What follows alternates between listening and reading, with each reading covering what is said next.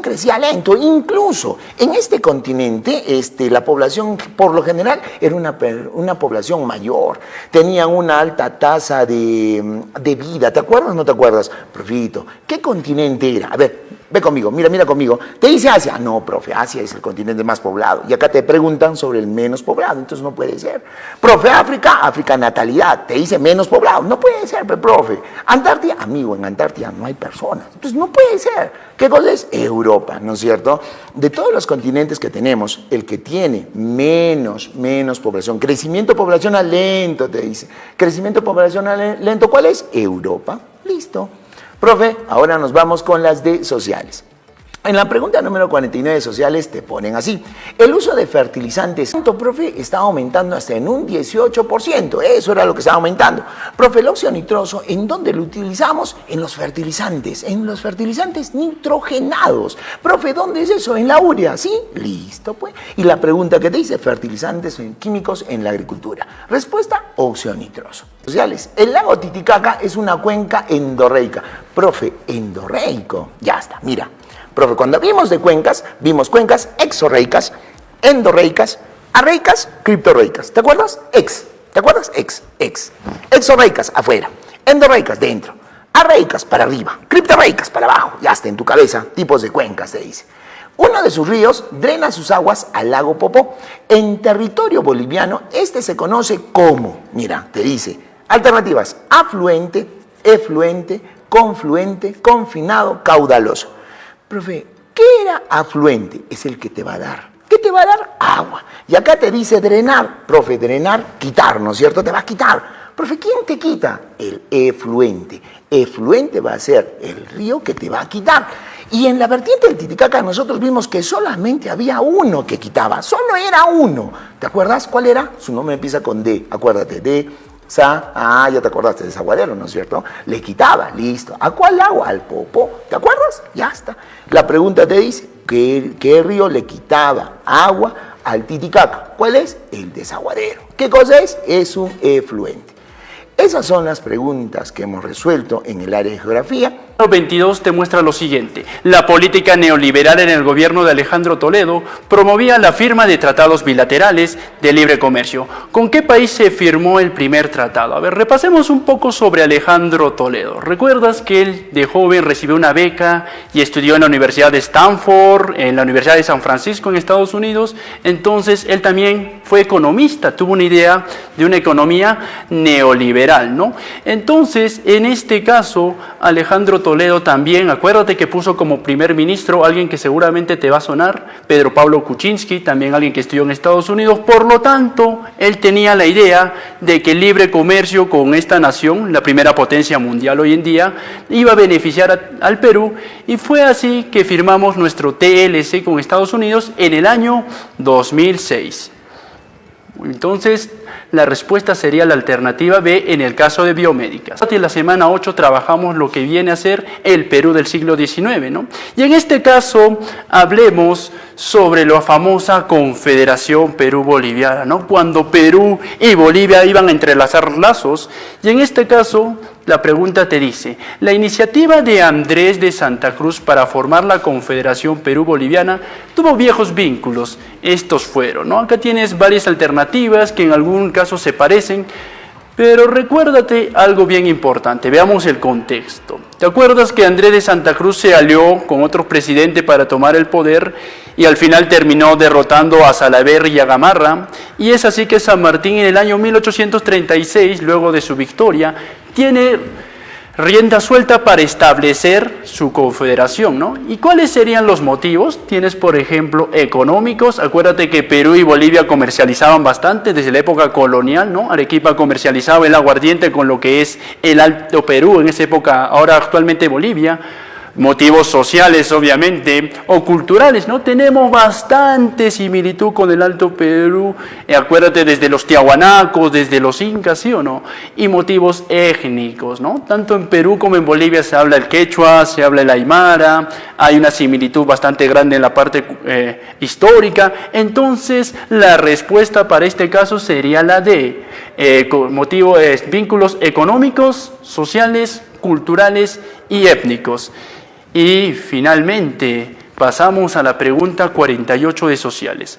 A mediados del siglo XIX, el Perú tiene un auge económico debido a la exportación de guano. En ese contexto se hace necesaria la inmigración de una fuerza de trabajo barata y disciplinada para reemplazar a la población esclava. ¿Qué nacionalidad tenían los inmigrantes que llegaron mayoritariamente a trabajar en las islas guaneras, ¿no? Esto también lo vimos en la semana 8 en sociales, lo que es la época del guano. Faltaba mano de obra para trabajar en esas islas y el presidente Ramón Castilla va a fomentar la inmigración de los culís. Profe, ¿quiénes son los culís? Me preguntarás. Eran los inmigrantes chinos quienes llegaron a trabajar en un grupo bastante grande. Y como curiosidad te puedo decir que de ahí viene la palabra chifa, ¿no? Estos inmigrantes llegaban y decían chifao, chifao, ¿no? Que es comida en chino, la gente no lo entendía y decía, chifa es seguramente lo que ellos comen. Y bueno, de ahí nació también esa expresión. Muy bien. Con la muerte del presidente Hindenburg en Alemania, Hitler concentró todo el poder, implementando a nivel exterior una política. Recordemos que Hitler asume el mando a la muerte de Hindenburg y este periodo en clases lo tomamos como el periodo de entreguerras. En este periodo tenemos que Hitler asume el mando y empieza a tomar decisiones para una política expansionista. Recordemos que incluso antes de la Segunda Guerra Mundial, ya Hitler está invadiendo países, ha invadido Austria, ha invadido Checoslovaquia, y ya iniciada la guerra, empieza con Polonia, después Noruega, Dinamarca, la misma Francia. Entonces, entre nuestras respuestas tenemos apaciguamiento, entreguista, conciliadora, demarcación de fronteras y, obviamente, expansionista. ¿Cuál es nuestra respuesta? Expansionista. La pregunta número 41 del área sociales dice, en el periodo del guano, 1840 a 1866, el Estado peruano contó con importantes ingresos económicos. Sin embargo, su incapacidad comercial y deudas lo llevaron a firmar un contrato con una compañía extranjera, con la cual el Perú va a desarrollar una fuerte dependencia. Este grupo comercial nos ubicamos, amigos, amigas, en el periodo de la prosperidad falaz, ¿ya? Llamada así por Jorge Basadre. ¿Y por qué le llamó Basadre prosperidad falaz? Lo explicamos en clases. En este periodo, el Perú, gracias a la venta del guano, el guano de isla, vamos a tener mucho dinero, pero no lo vamos a poder utilizar en su amplio desarrollo, sino que, ¿por qué? Porque va a haber mucha corrupción, en especial en la forma de venta llamada las consignaciones. No te vas a confundir al marcar la respuesta, porque mira, en este añito, este periodo nos indica que estamos antes de lo que viene a ser el monopolio. Recordemos que en clases se te dijo, amigos, que habían 4 formas de transacción o de venta del guano. Estábamos hablando del arriendo, de la venta directa, de las consignaciones y del monopolio. Pero con el añito que tenemos por acá, de 1840 a 1866, hace que nos ubiquemos en lo que viene a ser las consignaciones, ¿no? Entonces, ahí tenemos que los consignatarios, que son los que más malversaron el dinero del guano, entonces se firma un contrato con una casa, ¿ya? Llamada así, la casa Gibbs, ¿no? Entonces, nuestra respuesta correcta es la casa Gibbs, ¿no? No vas a confundir con el grupo Dreyfus, ¿no? Eso sería ya monopolio a partir de 1869. Continuando. La pregunta número 44 del área sociales dice, el proyecto liberal de Andrés de Santa Cruz para la conformación y desarrollo de la Confederación Perú-Boliviana tuvo uno de sus principales ejes. Nos ubicamos en inicios de la República, ¿no? Y ahí tenemos que en la Confederación Perú-Boliviana se desarrolla de 1836 a 1839. Esa confederación ya trató de descentralizar el gobierno, ¿no? Descentralizar el poder, que básicamente estaba concentrado en lo que es Lima. Entonces, los militares concentraban el poder en lo que viene a ser la capital. Pero el proyecto quería descentralizar, en especial el comercio, ¿no? El comercio quería descentralizarlo. Se habilita esto que se llama puertos libres para habilitar desarrollo portuario en lo que vienen a ser los demás departamentos, ¿no? Entonces se le va disminuyendo el poder o la importancia a la capital, ¿no? Entonces nuestra respuesta correcta sería el fortalecimiento de los regionalismos, ya que, como estamos explicando, se va a dar prioridad a otros otros puertos, otros departamentos, dentro de ellos, ¿no?, lo que viene a ser Arequipa, ¿no? Entonces nuestra respuesta correcta sería la B. Ahora, esta preguntita nos plantea sobre uno de los poderes del Estado, que es el Poder Judicial, que como sabemos es el encargado de administrar justicia en nuestro país. Y la pregunta 70 del área de sociales nos dice, dentro de la estructura del Poder Judicial, ¿cuáles son las autoridades que administran justicia localmente en centros poblados, además de provenir del voto popular? Recordemos que el Poder Judicial tiene 5 niveles, ¿de acuerdo? ¿Te acuerdas con tu manito, cierto? Ahora, el último nivel era justamente la Corte Suprema de Justicia, que administraba justicia a nivel nacional y su única sede estaba en la ciudad de Lima, ¿cierto? Luego venían justamente las Cortes Superiores, que se encontraban en los 34 distritos judiciales. Luego, en este caso, bajando de la pirámide, venía lo que serían los jueces especializados o mixtos, que se encontraban en las provincias.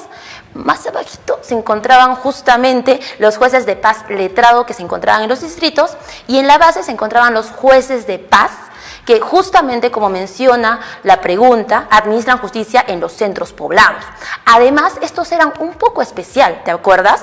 ¿Por qué? Porque eran los únicos que provenían de voto popular y por lo tanto estaban sujetos a proceso de revocatoria.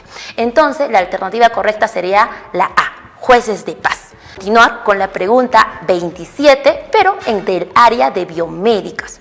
Y seguimos con lo que vendría a ser el tema de poderes del Estado, justamente desarrollado en la semana 6. Nos dice la pregunta 27, según la Constitución Política del Perú, que tú ya sabes que es justamente la de 1993, dice, se menciona que el cargo de congresista, es decir, del Poder Legislativo, se caracteriza por los siguientes rasgos, a excepción de, te dice, por lo tanto, que marques la que no corresponde, ¿de acuerdo? Y tú ya sabes que el cargo de congresista, ¿de acuerdo?, que son los representantes del Poder Legislativo, primero, el cargo es irrenunciable, por eso los padres de la patria no pueden renunciar.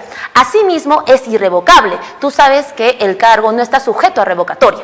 Entonces, la alternativa A sí es correcta y por lo tanto no debías de marcarla, porque sí corresponde. Te dice que marques la que no corresponde. La B te dice no está sujeto a mandato imperativo ni interpelación. Recordemos que si bien los congresistas pueden someter a interpelación a los ministros, ellos no están sujetos a interpelación. Entonces la B también de alguna manera sí corresponde al cargo de congresista.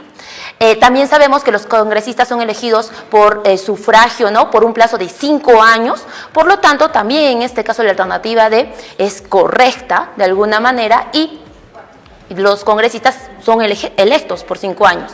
Y la E, que la función de congresista es a tiempo completo, también lo sabemos, ¿de acuerdo? En este caso, y trabajan por medio de lo que vendrían a ser las legislaturas, y es incompatible con cualquier cargo, con el ejercicio de cualquier otra función pública. Sabemos que, por ejemplo, un alcalde no puede ser a la vez congresista, o un gobernador regional tampoco puede ser a la vez congresista, excepto la de ministro del Estado. Entonces, la alternativa que tú debías de marcar era la C, porque la función de congresista, como dice, es la falsa, porque ¿es compatible con el ejercicio de cualquier otra función pública? No. Entonces, esa era la que tú debías de marcar, excepto la de ministro de Estado. Entonces, la alternativa correcta para la preguntita 27 del área de biomédicas es la C. Vamos ahora a concluir con el área de ingenierías, con la pregunta 71.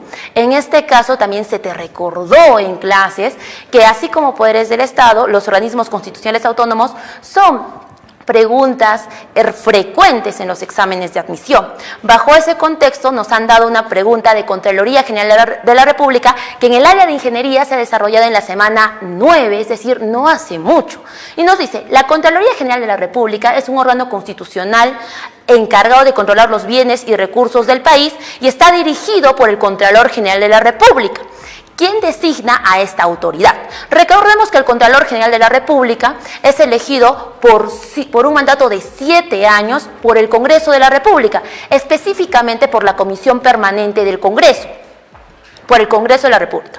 Ahora, pero esta autoridad es propuesta por el Presidente de la República, es decir, por el Poder Ejecutivo. Entonces, la alternativa correcta sería la B, porque las otras no concuerdan con lo mencionado. Ellas es sobre conversación en la Catedral de Mario Vargas Llosa, que es una de las mejores novelas de este autor, ¿no? Inclusive está dentro de las 100 mejores novelas del siglo XX. En esta preguntita nos realiza sobre el contexto, dónde se realizó, cuál fue el trasfondo histórico, político y social de la novela. A ver, veamos con la lectura. Dice 2. El contexto político-social de la novela Conversación en la Catedral es... la A nos indica la época de la guerra interna. B, las migraciones de la sierra a las grandes ciudades. C, la dictadura del general Manuel Odría. Y D, la dictadura de Sánchez Cerro. Y E, la dictadura del general Juan Velasco Alvarado. ¿Cómo no olvidar, chicos, al protagonista de esta historia, que es Santiago Zavala, el cual lanzó una pregunta, ¿no? Una pregunta decadente, una pregunta desfallecida. ¿Producto de qué? Producto de una dictadura que ocurrió justamente en los años 50. Eso quiere decir que la respuesta correcta a esta pregunta, ¿cuál es? Muy bien, respuesta C. Pasamos a la siguiente pregunta. Pregunta número 4. Dice, en cuanto a la correspondencia entre obra de César Vallejo y etapa literaria o corriente, señale verdadero o falso. Lo trabajamos esto en clase, jóvenes. Yo te mencioné que la poesía de Vallejo se divide en 3 etapas. Y cada etapa está representada por un libro, por un poemario suyo. ¿Lo recuerdas? La etapa modernista, la etapa vanguardista y la etapa de compromiso social.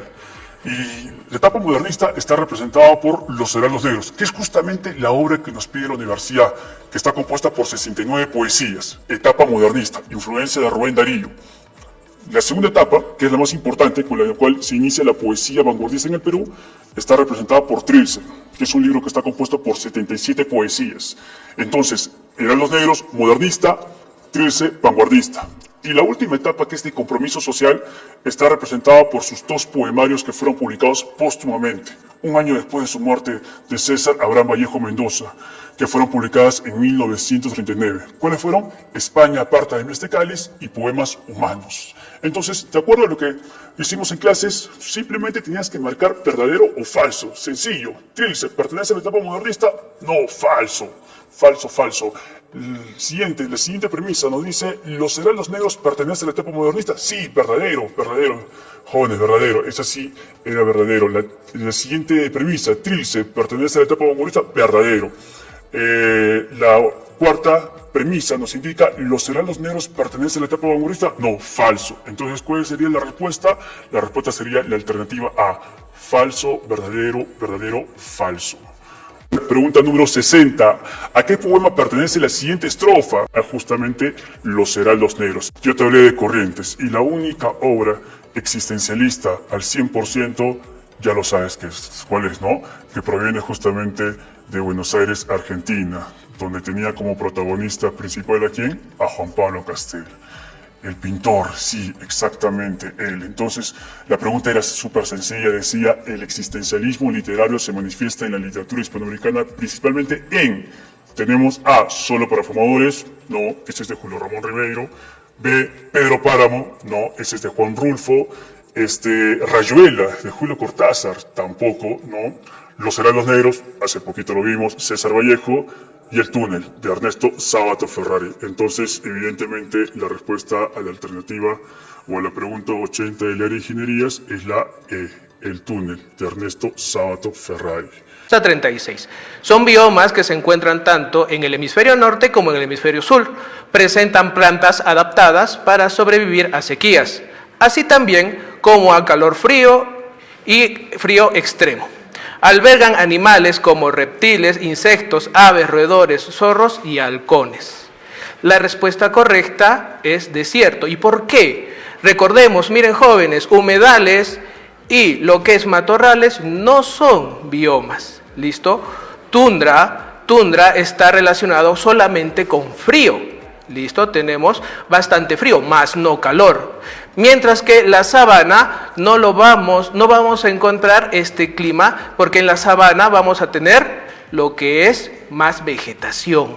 El desierto es el único que cumple con estas características. Recordemos que desierto hacía frío, hacía calor en el día, era un poco bipolar. ¿Listo? Teníamos ¿qué cosa? Plantas adaptadas, como ¿quiénes? Como las cactáceas, comúnmente o en el mundo de la farándula conocidas como los cactus. Y entonces todo ese conglomerado nos da a entender que la alternativa correcta es el desierto.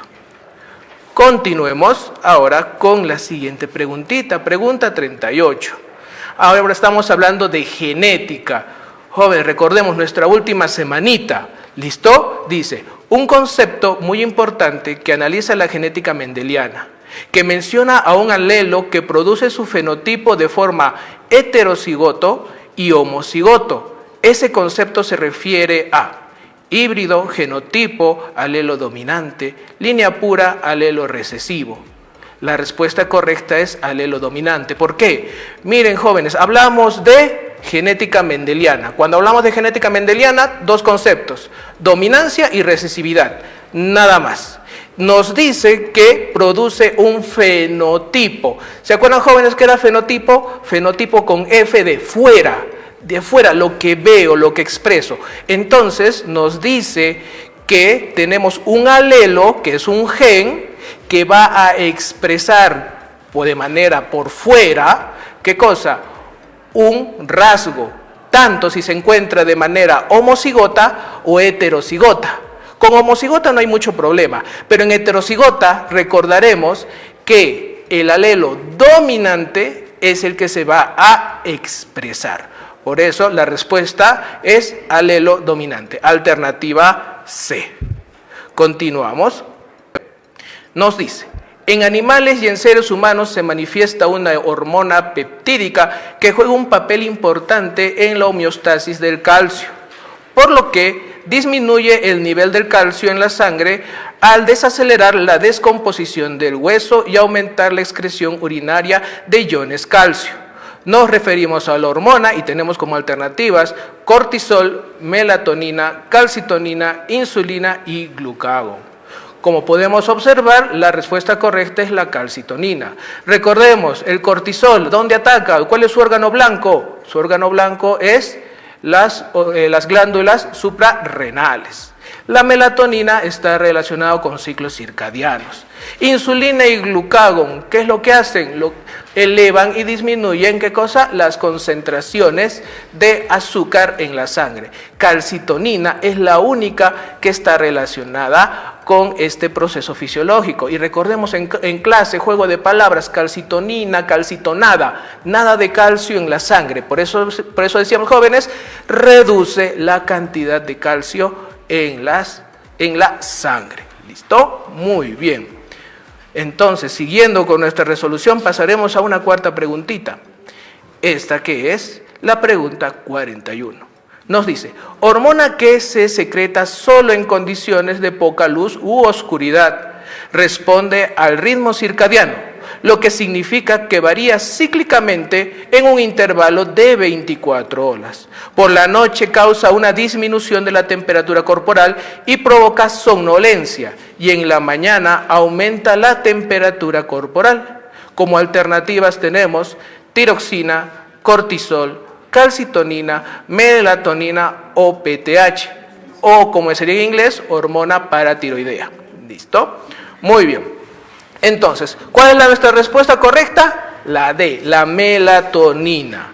Ya, jóvenes señoritas, tiroxina, cortisol, calcitonina, nada tienen que ver con ¿qué? Con los ritmos circadianos. ¿Se acuerdan? Melatonina, melanina, listo, el pigmento de la piel, listo, por ahí va la situación. Esta hormona permite ¿qué cosa? Que nosotros tengamos sueño, que pasemos a dormir. Por eso nosotros somos seres de hábitos diurnos. Gracias a la melatonina, nuestro cuerpo dice, es hora de descansar cuando se pone el sol. Y entonces tenemos ¿qué cosa? El sueño. Son grandes extensiones de pastos y árboles con enormes raíces profundas, las cuales les permiten vivir en sequía. Estos biomas se encuentran en África Central, Australia, sudeste de Asia, América del Sur. Nos referimos a... Bueno, descartando las alternativas, decimos que tenemos grandes extensiones de pastos y árboles. Estas grandes extensiones de pastos y árboles no pueden estar presentes en los desiertos carecen de pastizales. Descartamos también las alternativas de pradera y matorrales debido a que no son considerados biomas. Y los bosques templados, la mayoría de los bosques templados en realidad está en la parte norte de América, en ciertas zonas de Europa y pequeñísimas porciones de América del Sur. Específicamente África Central se caracteriza por estas sabanas. Enormes extensiones de pastizales con árboles que peculiarmente suelen ser las acacias. Esperando que hayas marcado la mejor alternativa, respuesta A. Pregunta 44. Organismos vertebrados que presentan un corazón con un arco aórtico izquierdo. Muy bien. El arco aórtico está ligado íntimamente con la ubicación de donde sale la arteria aorta. En el caso de nosotros está orientado hacia el lado izquierdo y en el caso de las aves se suele decir que su circulación es invertida, que está ubicada hacia el lado derecho. Reptiles y anfibios, al solo tener un solo ventrículo, no presentan este arco o dos, se llega a dividir en dos puntos. En el caso de los peces tienen la misma situación, encima solo tienen un sistema circulatorio simple. Por descartes, el único que tiene arco aórtico en el lado izquierdo, mamíferos. Respuesta, la C.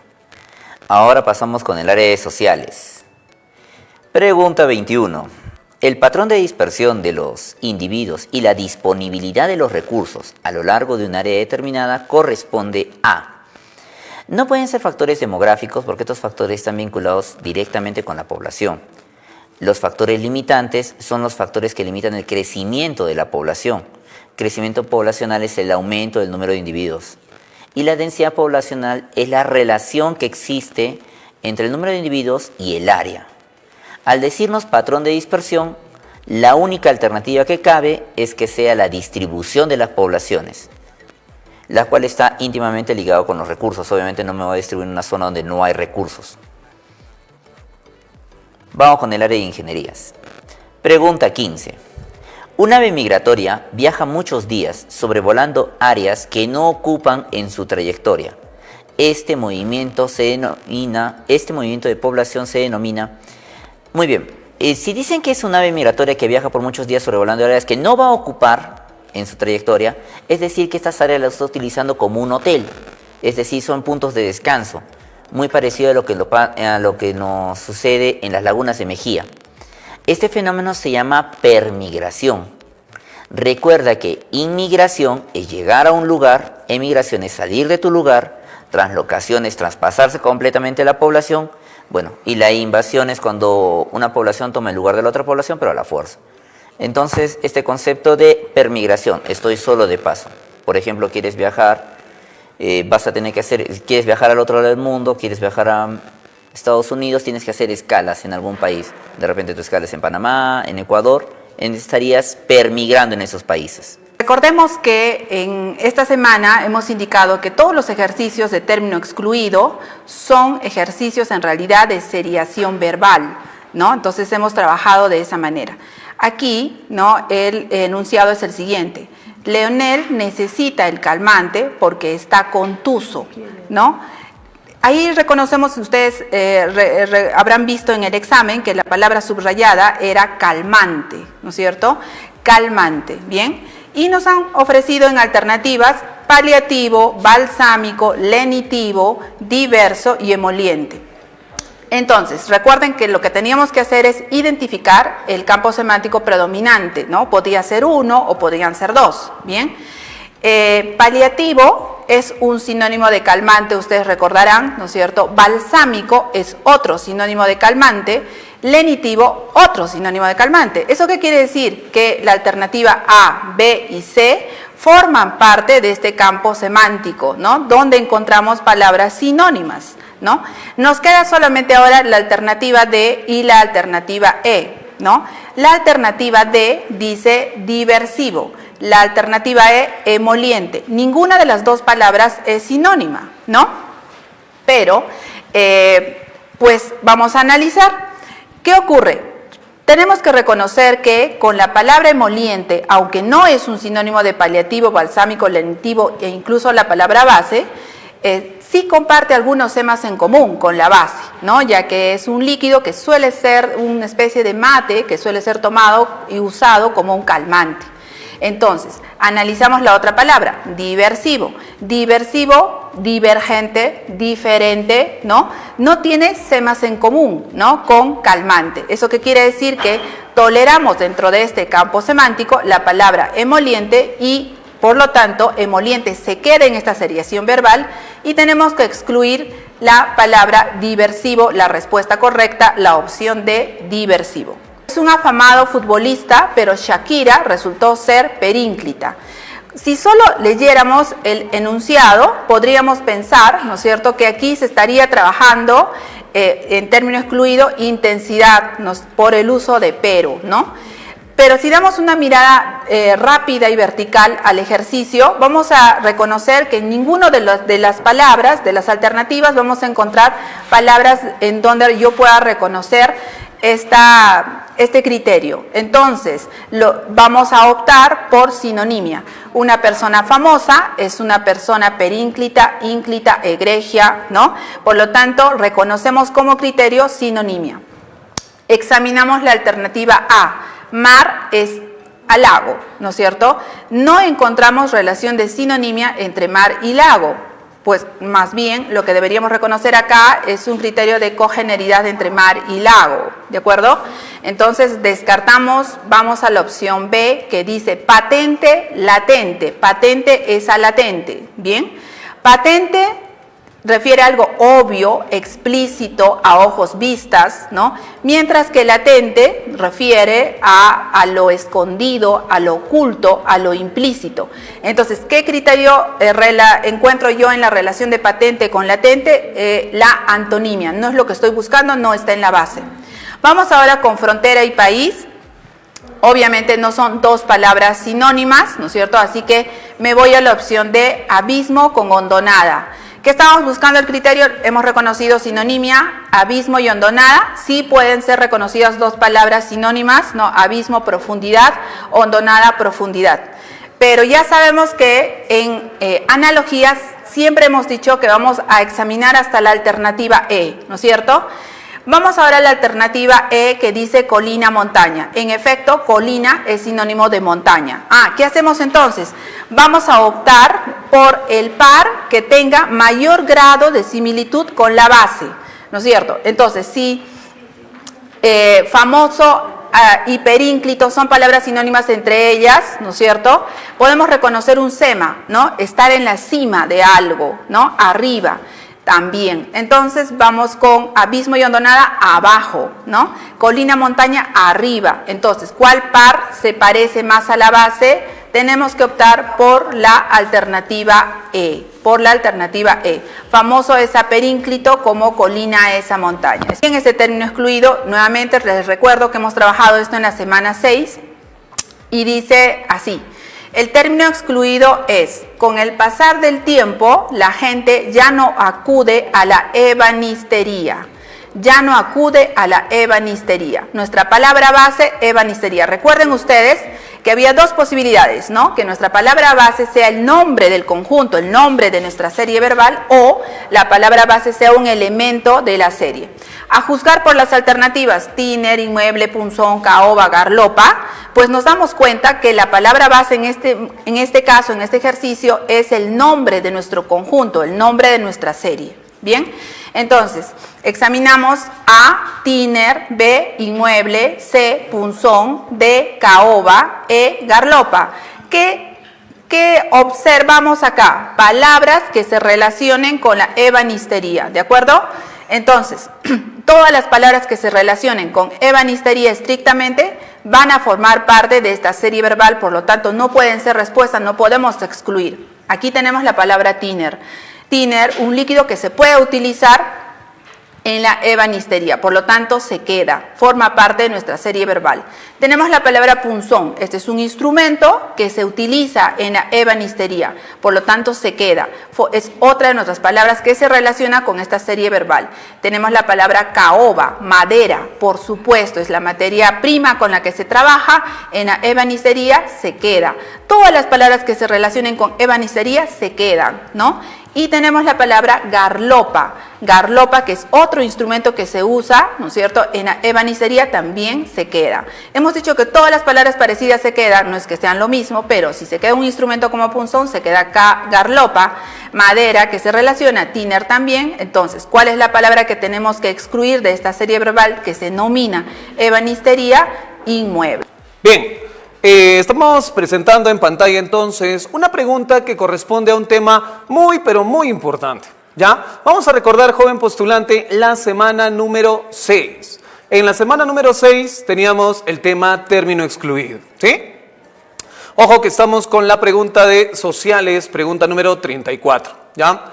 Dice la pregunta de esta manera, el término excluido es, puedes resolver el ejercicio al reverso de la hoja. Señores, ¿qué significa reverso? Obviamente lo contrario al anverso, ¿sí o no? La parte de atrás. Si revisamos nuestras alternativas, en primer lugar tenemos la palabra as, la B vuelta, espalda, dorso, posterior. Lo que tenías que hacer tú, joven postulante, era revisar la pregunta e identificar el campo semántico. Si identificamos el campo semántico, te vas a dar cuenta que obviamente todo hace referencia a la parte de atrás, ¿sí o no? Por eso tenemos vuelta, espalda, dorso y posterior. Entonces, la única que podíamos haber eliminado acá por término excluido era la alternativa A, que significa as. ¿Qué cosa es as, profesor? Cara, ¿sí o no? El anverso. Eso por un lado, pero también si buscas un poquito más allá, el significado de la palabra as hace alusión también a un conjunto, a un hato, a un grupo de animales quizá, ¿verdad? Entonces, respuesta de la pregunta 34 para razonamiento verbal, la alternativa A. Continuamos, en esta oportunidad vamos a cambiar. Ingenierías, cambiamos al área de ingenierías.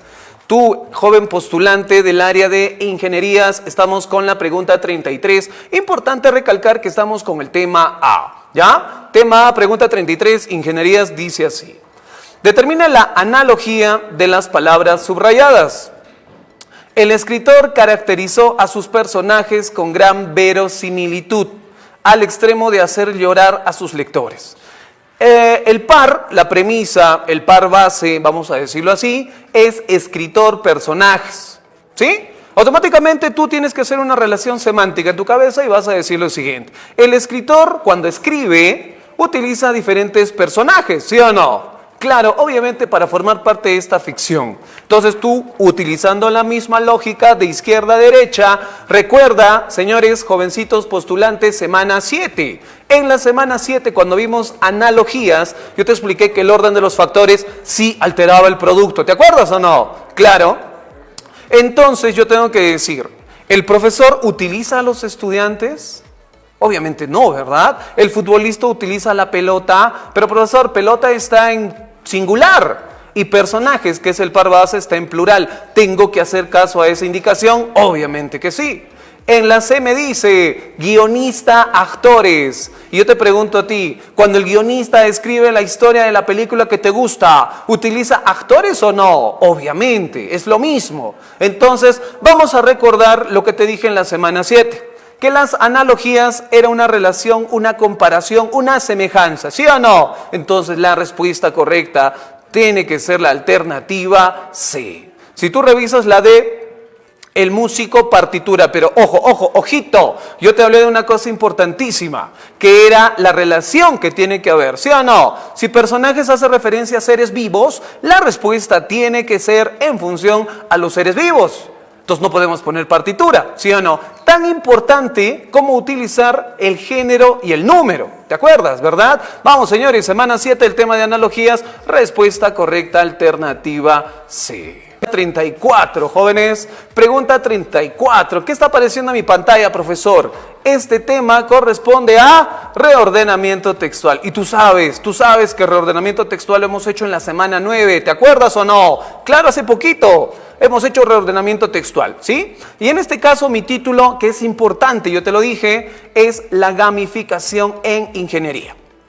¿Sí? La gamificación en ingeniería. Y cuando hablamos de gamificación, vamos a ver que esta pregunta hace referencia al texto que estaba apareciendo en el mismo examen, ¿sí? Han tomado como referencia el texto para hacer este ejercicio bonito de reordenamiento textual. Y vamos a recurrir al procedimiento que explicamos en clase, que era obviamente de lo general a lo particular. Dice... Mi primer enunciado dice los valores obtenidos en la D de Cohen en general promedian un valor de 2.38. 2. El estudiantado mostró inicialmente percepciones medio bajas de su conocimiento. 3. Gracias a esta información se puede decir que la gamificación es una herramienta útil que puede apoyar el proceso de enseñanza. 4. La actividad lúdica aplicada tuvo un gran efecto en la autopercepción del estudiantado.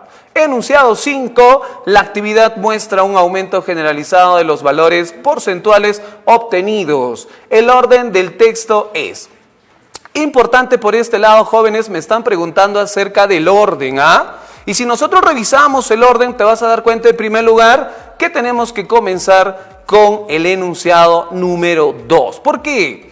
Porque esto partía de un texto, como te dije, y en el texto se muestra un estudio que se hace, inicialmente percibe un bajo resultado, ¿sí? Y inmediatamente después se aplica una técnica, una estrategia, un recurso, y vamos a ver que este resultado se contrarresta. Y el resultado va a mejorar bastante. Importante esto, por favor, esta autopercepción del estudiantado sobre su aprendizaje, nos decía, a través de la herramienta de Cohen, va a mostrar que hay una mejora, ¿sí? Y llegamos a una conclusión, que la gamificación es una herramienta útil que puede apoyar el proceso de enseñanza-aprendizaje. Si hemos revisado de esta manera nuestro ejercicio, te vas a dar cuenta que el orden correcto era 2. El estudiantado muestra inicialmente percepciones bajas. 5. La actividad muestra un aumento generalizado. Esto después de aplicar la prueba. 1. Los valores obtenidos gracias al recurso de Cohen muestran un aumento en el valor. 4. La actividad lúdica aplicada tuvo un gran efecto en la percepción del estudiantado, ¿no? Respecto a su propio aprendizaje. Y finalmente, el número 3. Gracias a esta información se puede decir que es una herramienta útil y necesaria. Cuando nosotros hablamos de la ética, acuérdate que la ética es una disciplina filosóficamente el problema de la moral, ¿correcto? Muy bien. Entonces, como me habla, si vale la pena, ¿no? Preservar la vida de un ser humano, entonces la ética tiene como objeto de estudio la moral, ¿no? Y la moral, usted sabe muy bien, joven señorita, que en clase les hemos dicho, tiene que ver entonces con un conjunto de normas, principios, valores, ¿no? Y justamente entonces, ¿no? ¿En qué se diferencia, profesor, la ética de la moral? Entonces la ética hace una problematización más general, en cambio la moral tiene que ver con cuestiones más particulares o específicas, que es justamente entonces la que se está discutiendo aquí. Porque fíjese usted lo que dice, ¿no? ¿Vale la pena preservar la vida de un ser humano en estado vegetal con discapacidad psíquica profunda? Entonces, esto quizás nos puede llevar a una cuestión de eutanasia, ¿sí? ¿Correcto? Por lo tanto, entonces, pues la respuesta correcta justamente es la moral, ¿sí? La moral. Pasamos entonces a la siguiente pregunta, la pregunta 80, ¿no? Dice, ¿no? Los postulantes a la UNSA podrían encontrar la felicidad plena con el solo hecho de ingresar a una carrera profesional. Si el fin de toda acción moral de cada postulante es alcanzar la felicidad, estaríamos cerca, como se dice, de la teoría ética de... A ver, si usted se fija bien en la premisa, ¿no? Pone el concepto justamente o el término de felicidad, ¿correcto? Entonces, eso nos lleva entonces a recordar que la ética, al tratar acerca de la moral, y la moral tiene que ver pues con el bien, ¿no? O el deber, y justamente entre el bien mismo está la felicidad, ¿sí? Claro, habla en este caso de una felicidad plena, ¿no? Claro, y habla de toda acción de cada postulante, como se dice. Entonces, por lo tanto, entonces, pues, si nosotros vemos las alternativas, chicos, vamos a ver entonces a Platón que, bueno, ¿no? Él más que todo pues, ¿no? Hace en este caso un estudio de lo que son cuestiones, por ejemplo, de la metafísica. Plotino, más que todo pues, como representante de la filosofía helenística, pues no se ha tratado justamente en nuestro temario.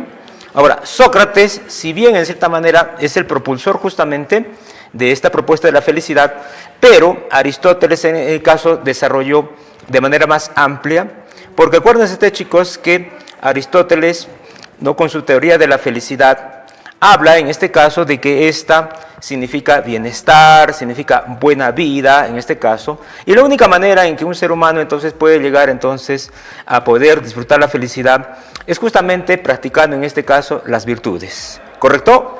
Muy bien, entonces eso justamente entonces dentro de la pregunta número 80, ¿no? Los niños peruanos comparten los juguetes que recibieron durante el 2024 a sus coterráneos. El texto representa un valor.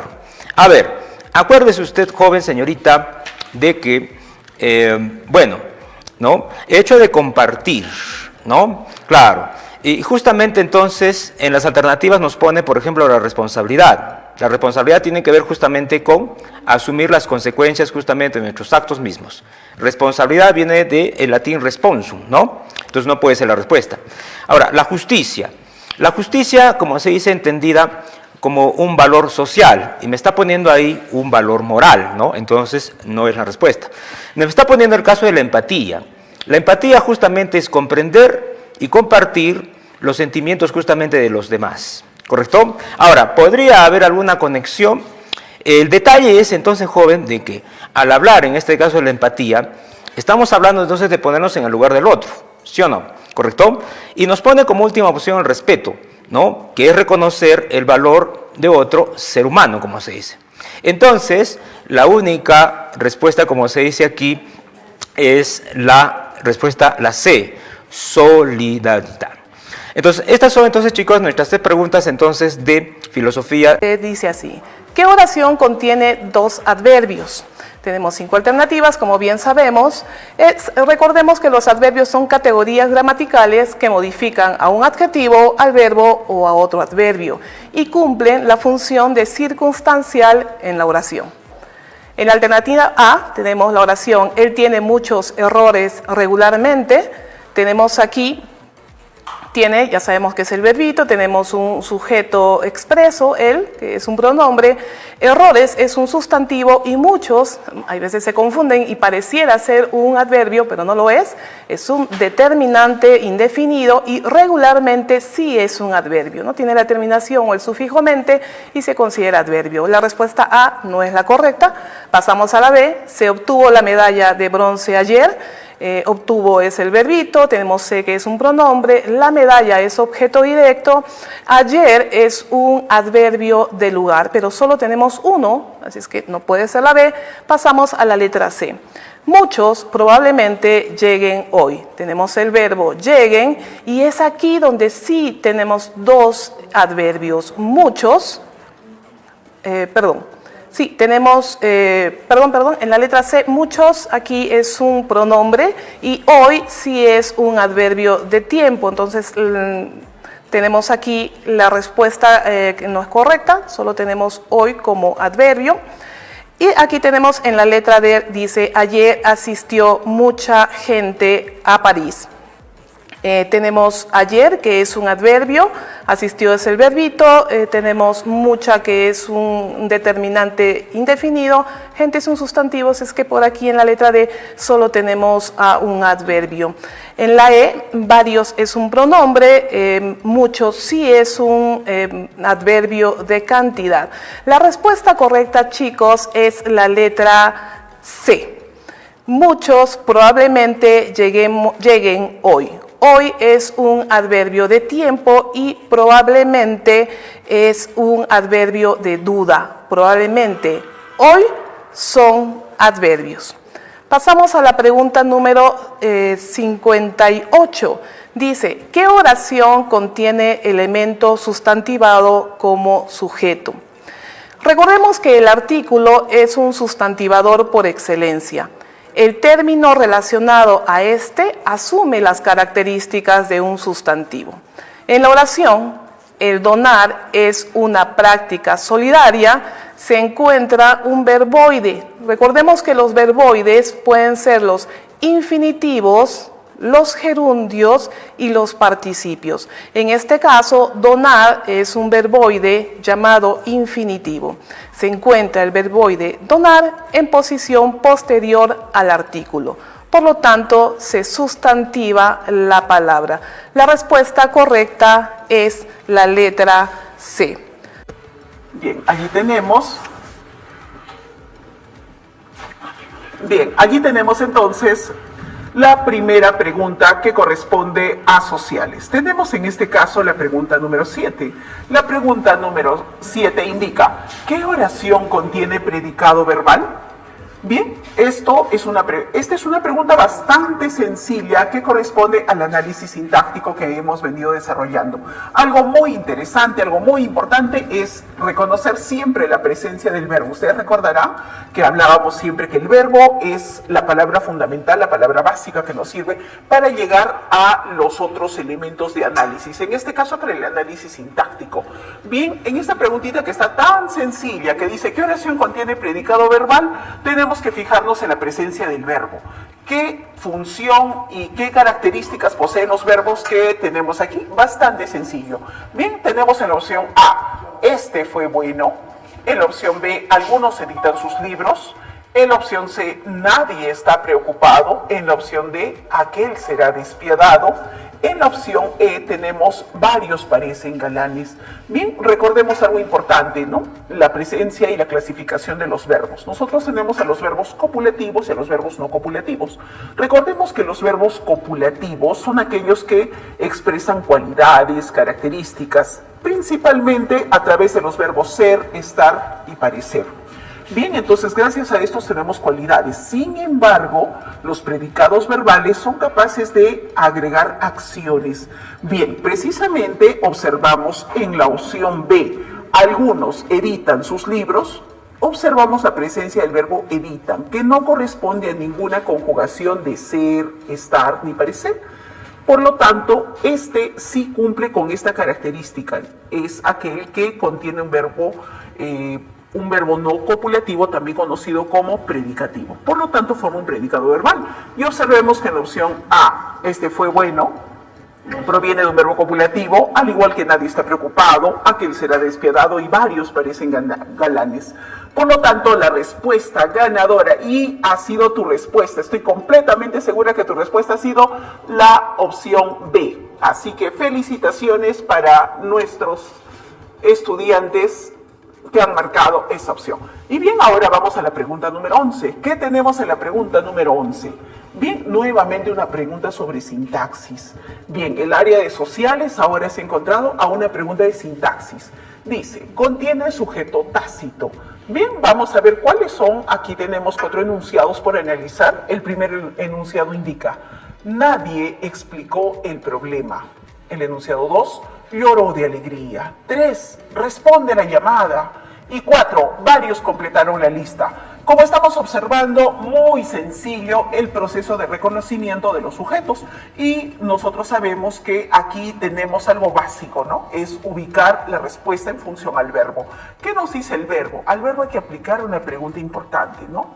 ¿Quién o quiénes más el verbo? Entonces, bastante sencillo. Cuando dice, nadie explicó el problema, preguntamos, ¿quién explicó el problema? Y tenemos al pronombre nadie dentro de la respuesta. Como me pide sujeto tácito, no corresponde a la característica. Así que no tenemos nada por encontrar en el enunciado número 1. ¿Qué pasa en el enunciado número 2? Lloró de alegría. Claro, por su ingreso lloró de alegría, claro. Bien, entonces lloró. Ahí encontramos el verbo lloró. ¿Ves? Entonces aplicó la pregunta. ¿Quién lloró de alegría? Fue él. O también puede ser ella. Él o ella lloró de alegría. He encontrado mi primer sujeto tácito. Genial, yo sé que hasta ahí va muy bien tu respuesta. Ahora vamos a esta. Responde a la llamada. Bien, encontramos aquí el verbo responde. Entonces, al verbo responde aplicaremos la pregunta, ¿no? Aplicaremos ahí la pregunta. ¿Quién debe responder esa llamada? ¿Quién? Y la respuesta solamente es tú. Pero ¿dónde dice tú? No está la palabra tú. Entonces, tú es un pronombre. ¿Ven? Entonces, este pronombre, efectivamente, es el que constituye el sujeto tácito. Bien, hemos encontrado entonces aquí el sujeto tácito. Este sujeto tácito corresponde efectivamente al segundo enunciado del cual hacíamos referencia hace un momento. Muy bien, ahora vamos aquí con el enunciado número 4. Varios completaron la lista. Cuando dice aquí varios completaron la lista, ¿quiénes completaron la lista? ¿Quiénes completaron? Ahí tenemos al pronombre varios. ¿Ves? Ahí tienes al pronombre varios. Entonces hemos encontrado nuestro siguiente sujeto tácito. Por lo tanto, ya tenemos nuestra respuesta y estoy completamente segura que tu respuesta ha sido la opción D, porque dentro de esta indica que el enunciado 2 y el enunciado 3 corresponden al sujeto tácito. Pregunta número 54. Una camioneta que costó $64,000 se deprecia de modo que cada año vale 7/8 de su valor del año anterior. ¿Cuál será su valor después de 3 años? Esa es la pregunta en este ejercicio.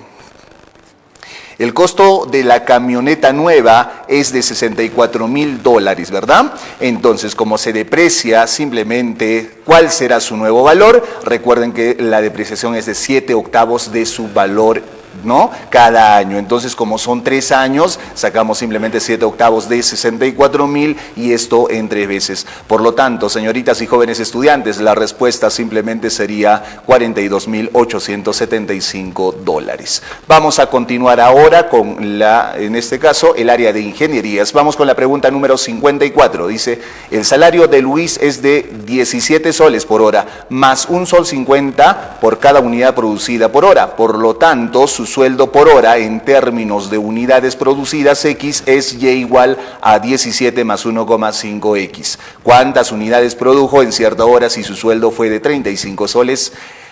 Tenemos rápidamente la función lineal, ¿de acuerdo? Tenemos ahí, nos dice cuál es, en este caso, cuántas unidades produjo en cierta hora si su sueldo fue de 35 soles. Simplemente ahí están las variables, que vendría a ser Y f de X, que es el salario de Luis, y también X, que son las unidades producidas por hora.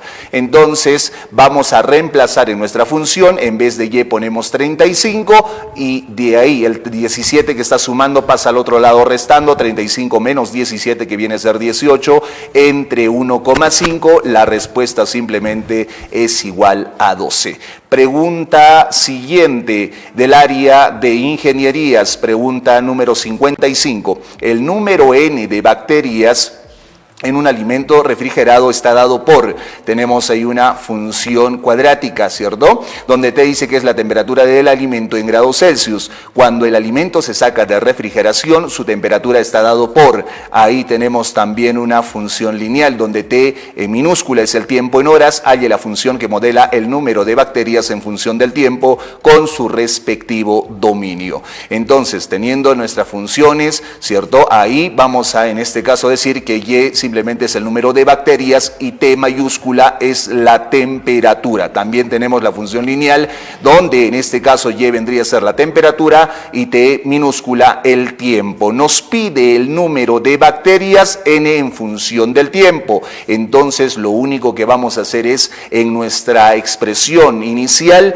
en vez de T mayúscula ponemos 2T más 3. ¿Verdad? Desarrollamos ese binomio al cuadrado, desarrollamos nuestras expresiones aplicando la propiedad distributiva y reducimos términos semejantes, nos va a quedar simplemente esta expresión. Ahora vamos a hallar el dominio partiendo de la expresión que nos dice T mayúscula es mayor o igual que 1 y menor o igual que 19. Vamos a reemplazar, en vez de T mayúscula, tenemos la expresión que es 2T más 3. Entonces, además debemos de saber siempre que el tiempo, porque T minúscula representa el tiempo, nos dice que tiene que ser mayor o igual que 0, ¿verdad? Entonces, haciendo, ¿cierto?, las operaciones de resta y división, vamos a tener el intervalo, en este caso, de la T minúscula. Por lo tanto, nuestra alternativa sería la alternativa E. Perfecto, para la resolución de este problema vamos a realizar una pequeña gráfica indicándonos que tenemos un cilindro. Entonces, si nosotros tenemos un cilindro y dice que su volumen está justamente a la mitad, se va a introducir una esfera de hierro. Entonces, esta esfera de hierro se va a introducir dentro de este cilindro, generando que este cilindro aumente la capacidad de su volumen, indicándome que el agua sube 8 centímetros. Quiere decir que el volumen inicial, ahora actualmente tenemos 8 centímetros de volumen, de altura más. Si el radio del cilindro es 6 centímetros, recordar que este radio vale 6 centímetros, me está pidiendo el radio de esta esfera. Perfecto, lo que vamos a hacer primero es calcular ese volumen que ha aumentado. Recordar que la forma de la figura en este caso es un cilindro. Por lo tanto, vamos a calcular el volumen de un cilindro. Nosotros sabemos por teoría que el volumen de un cilindro es pi radio cuadrado por altura. Y justamente el radio vale 6 y la altura en este caso es 8. Reemplazando los valores tenemos automáticamente pi por 6 al cuadrado por 8, 6 al cuadrado 36, 36 por 8 y por pi tenemos 288 pi. Perfecto. Ahora vamos a hallar el volumen de la esfera. Recuerda que por fórmula el volumen de la esfera es 4/3 pi radio al cubo. Pero nosotros sabemos que ese volumen que ha aumentado corresponde justamente a ese volumen del cilindro. Entonces el volumen de la esfera es 288 pi. Reemplazamos y simplemente eliminamos términos semejantes, en este caso el valor de pi. Este 3 que pase multiplicando al 288 y el 4 pasa dividiendo, tendríamos que el radio al cubo es igual a 216. Ese cubo pasa como raíz y tenemos que el radio en este caso vale 6. Alternativa. Vámonos con la pregunta 46. La calle A es representada por la recta que pasa por los puntos 1,1 y 4,3.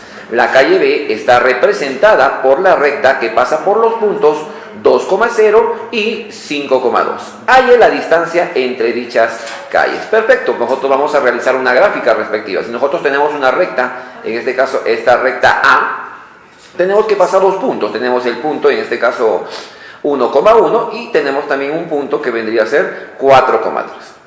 Tenemos la calle B representada por otra recta, donde en esta calle también conocemos dos puntos. En este caso conocemos el punto 2,0 y conocemos el punto, en este caso 5,2. La pregunta es hallar la distancia entre las rectas.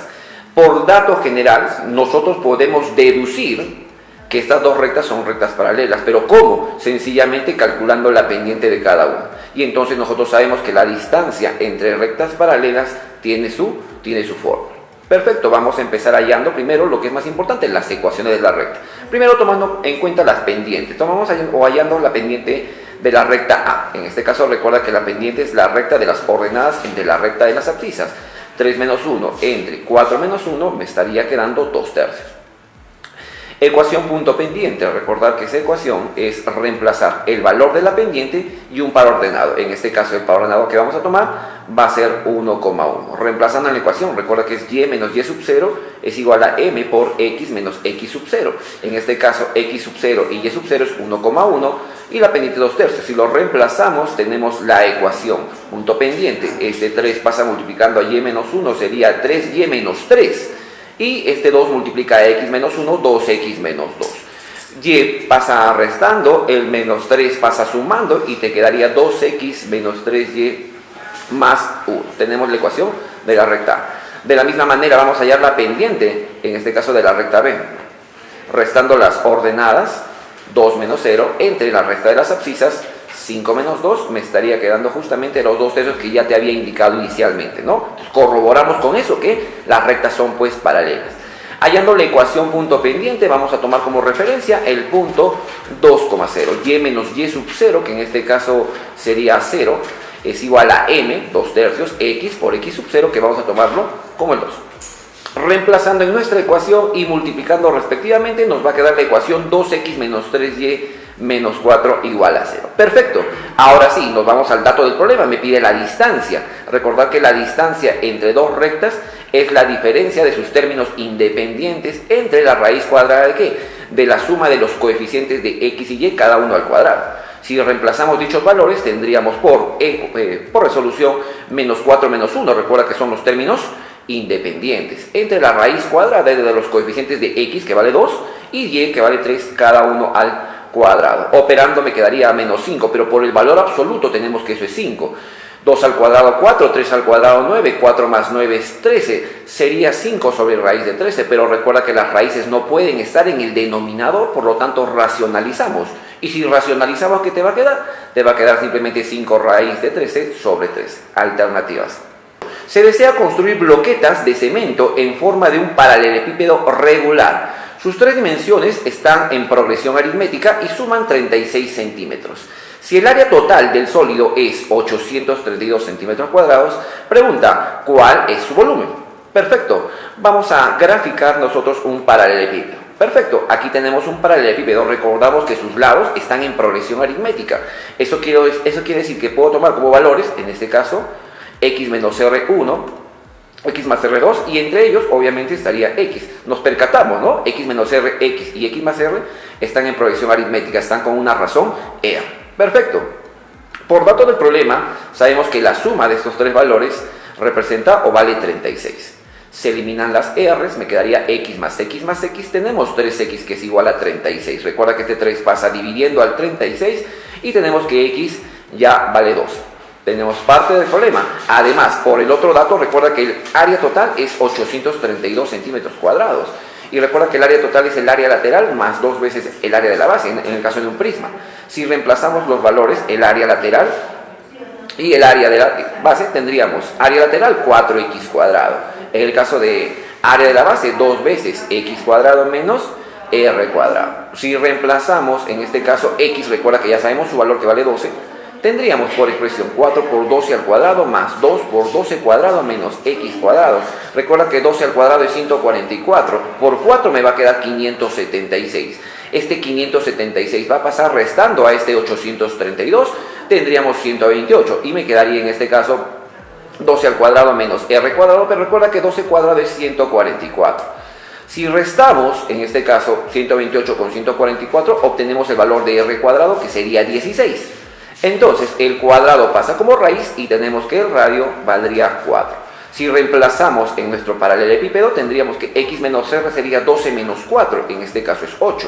X tomaría el valor de 12 y x más r sería 12 más 4, que en este caso vale 16. La pregunta es hallar el volumen. Recuerda que por el volumen de un paralelepípedo es el producto de ¿qué? Del largo por el ancho por el alto, ABC.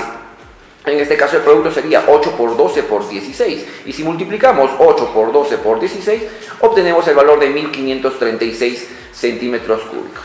Alternativa C.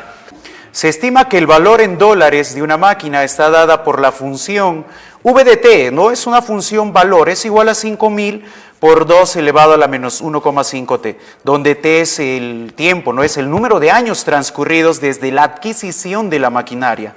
Después de cuántos años el valor de la máquina ha disminuido en $4,375. Ya. Entonces, lo primero que tendría que ver es cuál es el valor inicial de esa máquina.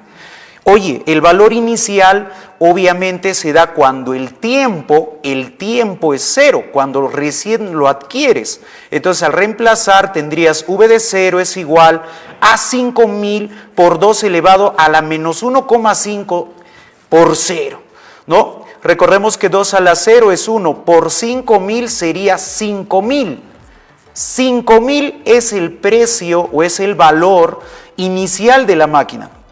Ahora nos pregunta, ¿después de cuántos años el valor disminuye? Entonces, de estos 5000 tendríamos que restarle 4375 y eso nos da un valor de 625. Reemplazamos en mi función 625v, que es el valor, es igual a 5000 por 2 elevado a la menos 1,5t.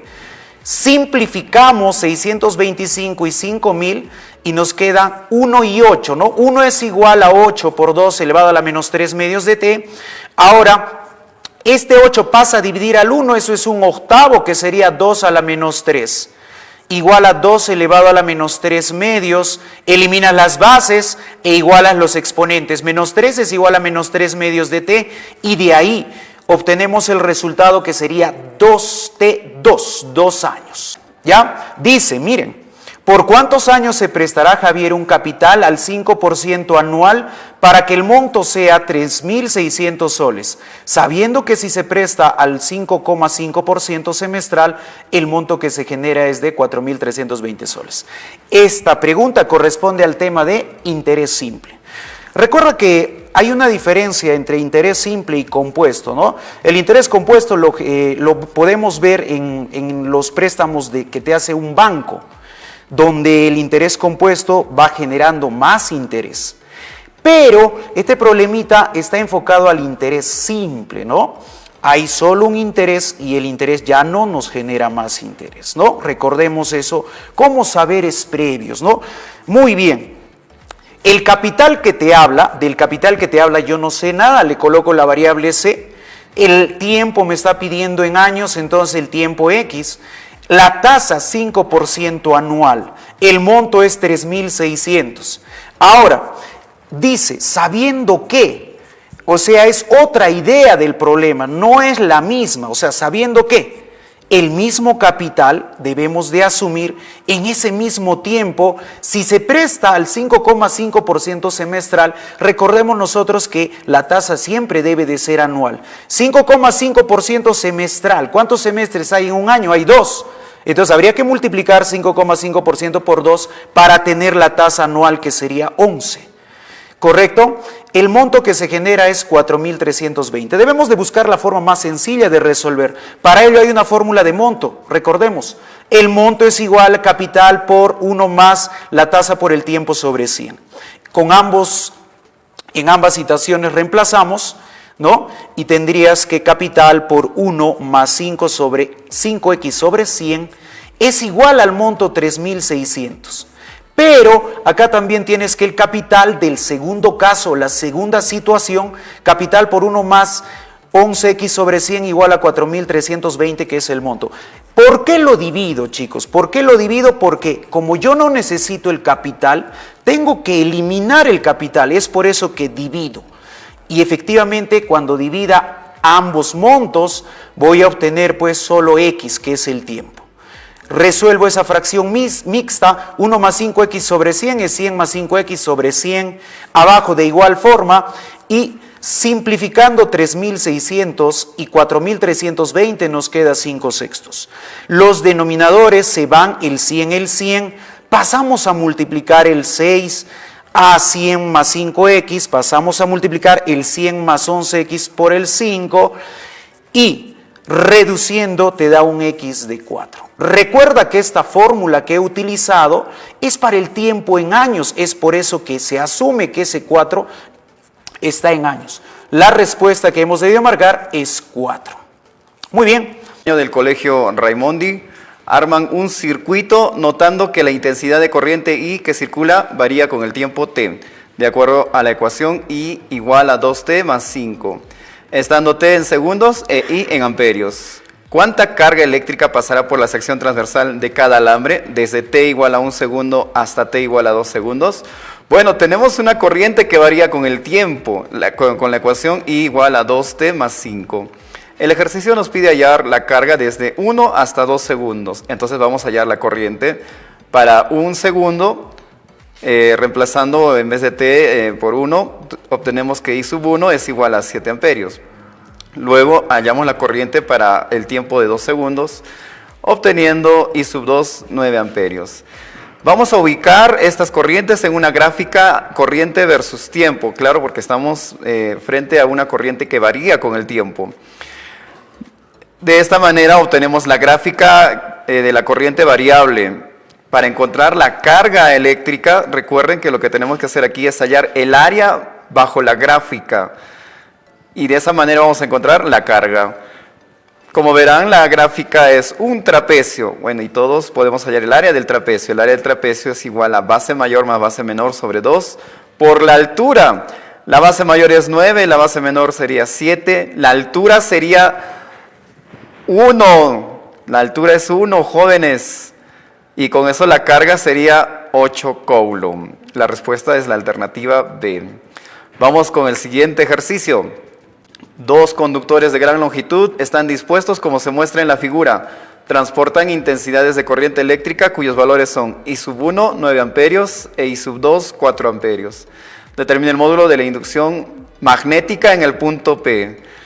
Bueno, vamos a dibujar otra vez. Allí tenemos un conductor por el cual circula una corriente de 4 amperios. Es fácil, es evidente que la corriente va hacia la izquierda. En la figura vemos claramente esto, ¿no? Va hacia la izquierda. Con esto nosotros podemos determinar las líneas o la dirección de las líneas de campo magnético utilizando la regla de la mano derecha. También la corriente I sub 1 está representada por un conductor, por un punto. Un punto significa que la corriente está saliendo del plano. También vamos a utilizar la regla de la mano derecha. A ver, utilizando la regla de la mano derecha, tenemos que las líneas de campo magnético están en ese sentido. En el punto P, el vector campo magnético estará hacia la derecha. Debido a la corriente I sub 2, regla de la mano derecha también, el campo magnético estará como que saliendo del plano y lo representamos por un punto. Para tener una mejor visión, vamos a ubicar estos vectores y los voy a dibujar perpendiculares, porque uno está hacia la derecha y el otro está como que saliendo del plano, entonces forman 90 grados. El campo magnético resultante será este. Vamos a hallar el campo magnético 1 primero. Utilizamos la ecuación mu sub 0 por I sub 1 sobre 2pi por la distancia. Esa es la ecuación que utilizamos para un conductor muy largo. Reemplazamos los datos y obtenemos que el campo magnético 1 es 30 microteslas.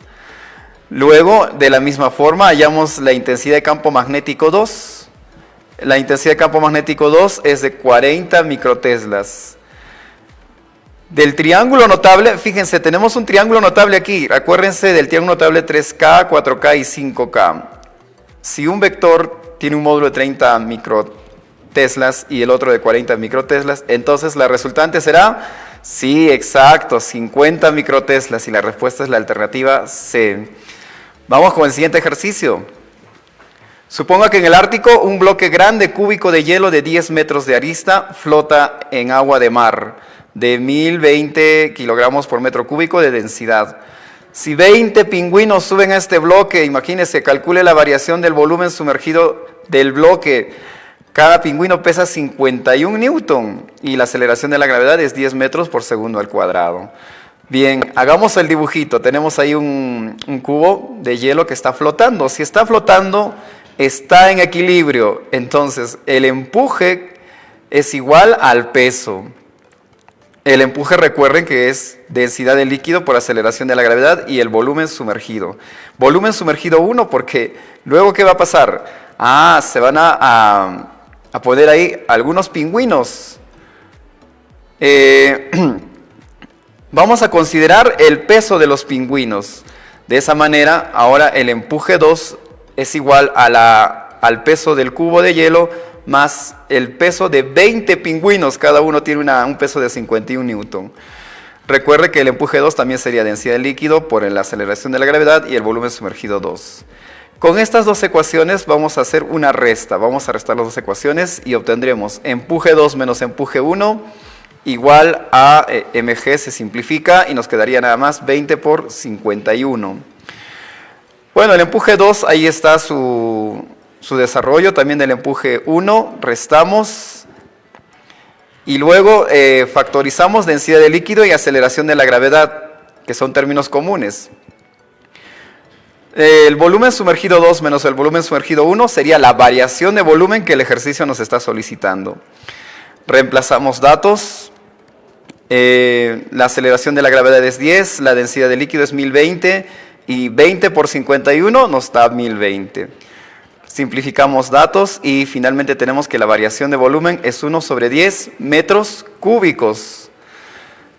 Pero recuerden que un metro cúbico equivale a 1000 litros, de tal manera que la respuesta final sería 100 litros. Esa es la variación del volumen que estamos buscando.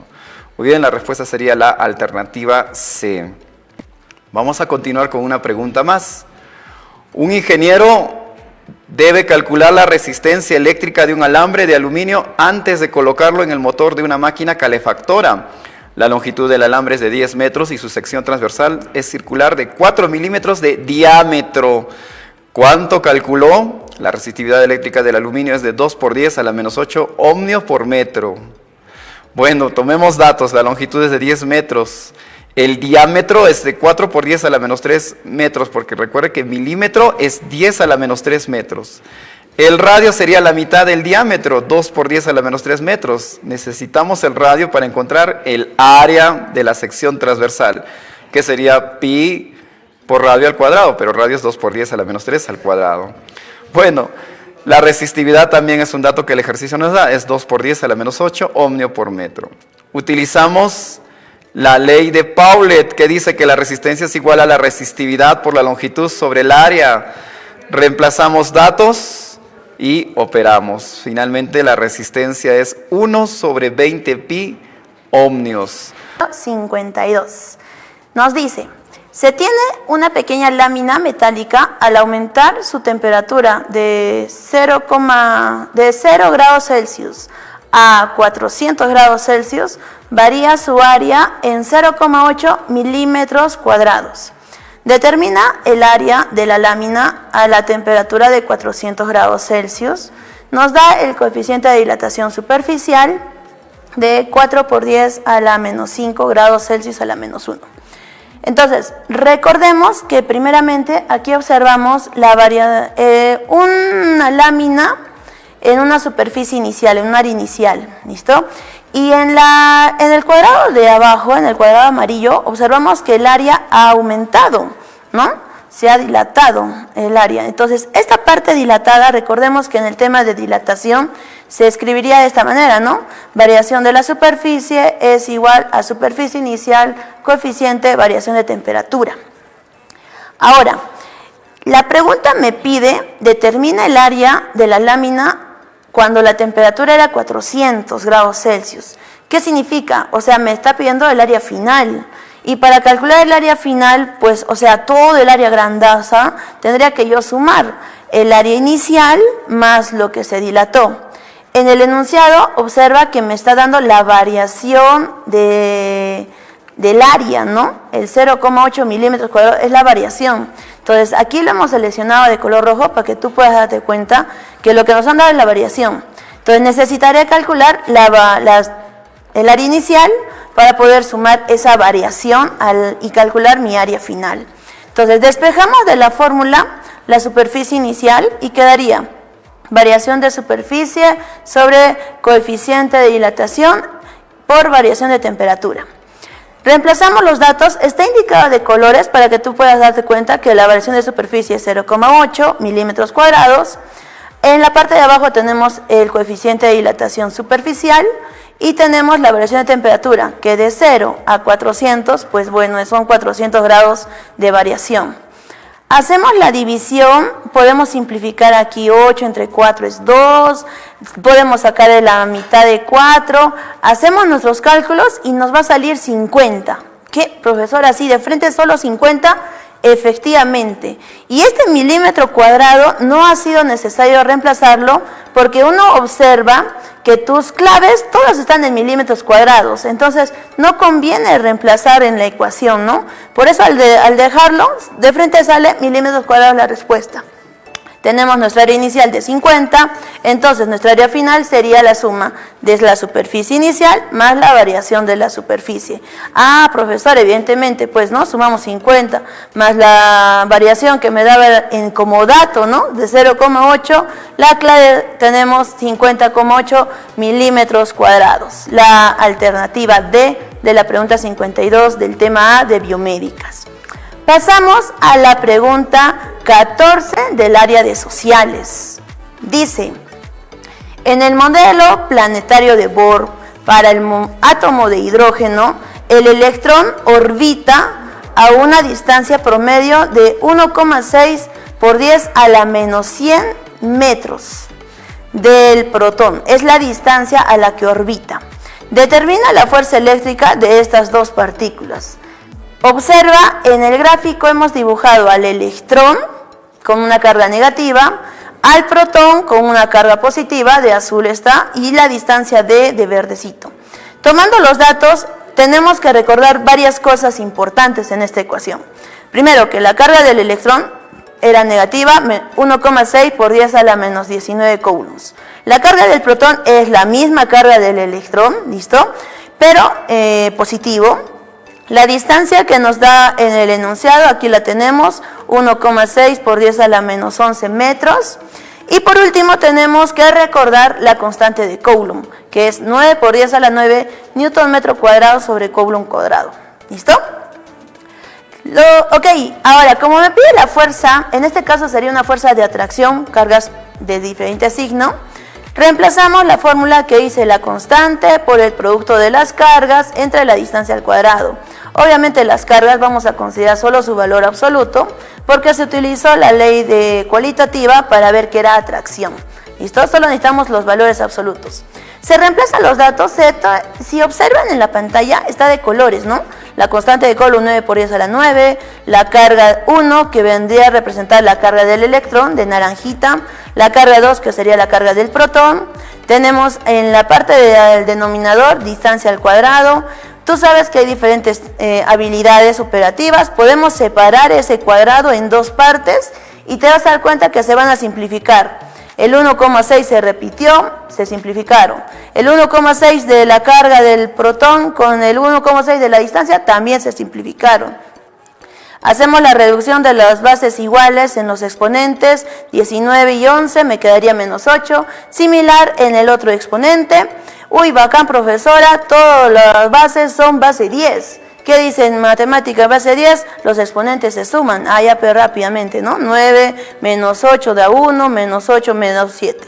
Ya está, bacán. La respuesta tenemos, la alternativa A, 9 por 10 a la menos 7 newtons. Es la fuerza de atracción. ¿Ok? Pregunta de sociales, mira, era para aplicar la fuerza eléctrica. Nuestra última pregunta, pregunta teórica, las preguntas que a ti te gustan en sociales, nos gusta la lectura, ¿verdad?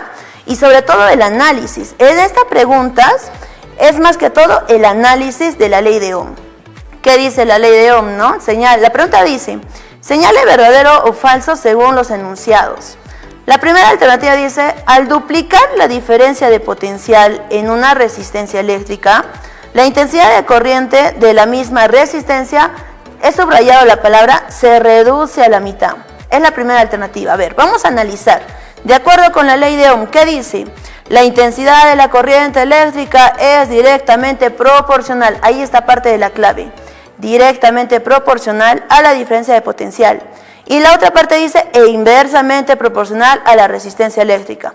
Nosotros que somos bien habilos, ¿qué dice directamente proporcional? Significa, acá dice, si la intensidad de corriente es directamente proporcional a la diferencia de potencial, entonces si se duplica la diferencia de potencial, también se duplica la intensidad de corriente. Profesor, pero tiene sentido, ¿no? Si uno se duplica, el otro se duplica, pero en el enunciado dice que se reduce la mitad. Falso. ¿Listo? Falso, son directamente, entonces debería duplicarse también. Falso. La segunda. En la segunda pregunta es mucho comprensión de lectura, más que todo. Dice, los semiconductores son buenos conductores de la electricidad. Obviamente, pues no. Si dice semi, esa palabrita semi ya alteró la respuesta. A ver, ¿qué dicen los semiconductores? Son materiales que por ciertas circunstancias pueden actuar como un conductor. Esta palabrita pueden actuar me da el alcance de que no siempre son buenos conductores. Entonces, los semiconductores obviamente no son buenos conductores. A veces sí, a veces no, de acuerdo a la temperatura, a la presión, no sé. Entonces, falso, porque no son buenos conductores en su totalidad. La tercera alternativa dice, para los materiales que cumplen la ley de Ohm, que ya hemos enunciado, eso de directa, inversa, ¿no?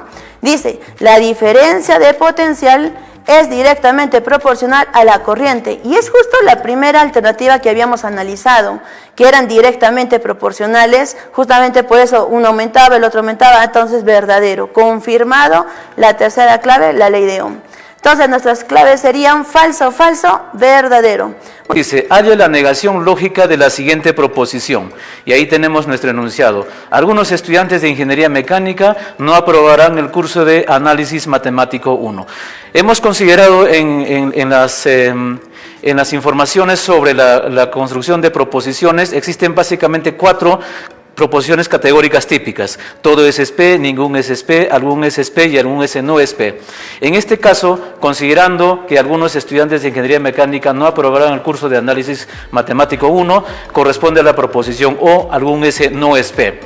Y si nos piden, la negación lógica implica que, considerando que la letra O existe en el lado inferior derecho del cuadro de oposición, si nosotros construimos una fórmula booleana, la primera fórmula que dice aquí es intersección complemento de P diferente a vacío, corresponde precisamente a esta proposición, algún S no es P. Y habíamos considerado que si se habla de la negación, anteponemos una negación delante del constructo es intersección complemento de P. Luego, si tenemos esa negación, obviamente esa negación tiene que desaparecer, pero ¿cómo constituíamos luego esta negación? Cuando la negación lo llevamos al signo de la diferencia, y cuando en la diferencia tenemos ya esta alternativa, tendríamos que negar esa diferencia de tal manera que se convertiría en igual. Y ahora, si tenemos una proposición S, intersección complemento de P igual a vacío, se convierte en una proposición universal afirmativa de todo S es P. De tal manera que la respuesta correspondería a la letra D, que dice: todos los estudiantes de Ingeniería Mecánica no aprobarán el curso de Análisis Matemático 1. ¿Ya? Ningún estudiante de Ingeniería Mecánica aprobará el curso de Análisis Matemático 1. Otra alternativa que tenemos es: algún estudiante de Ingeniería Mecánica estudiará el curso de Análisis Matemático 1. La otra alternativa: algunos estudiantes de Ingeniería Mecánica aprobarán el curso de Análisis Matemático 1.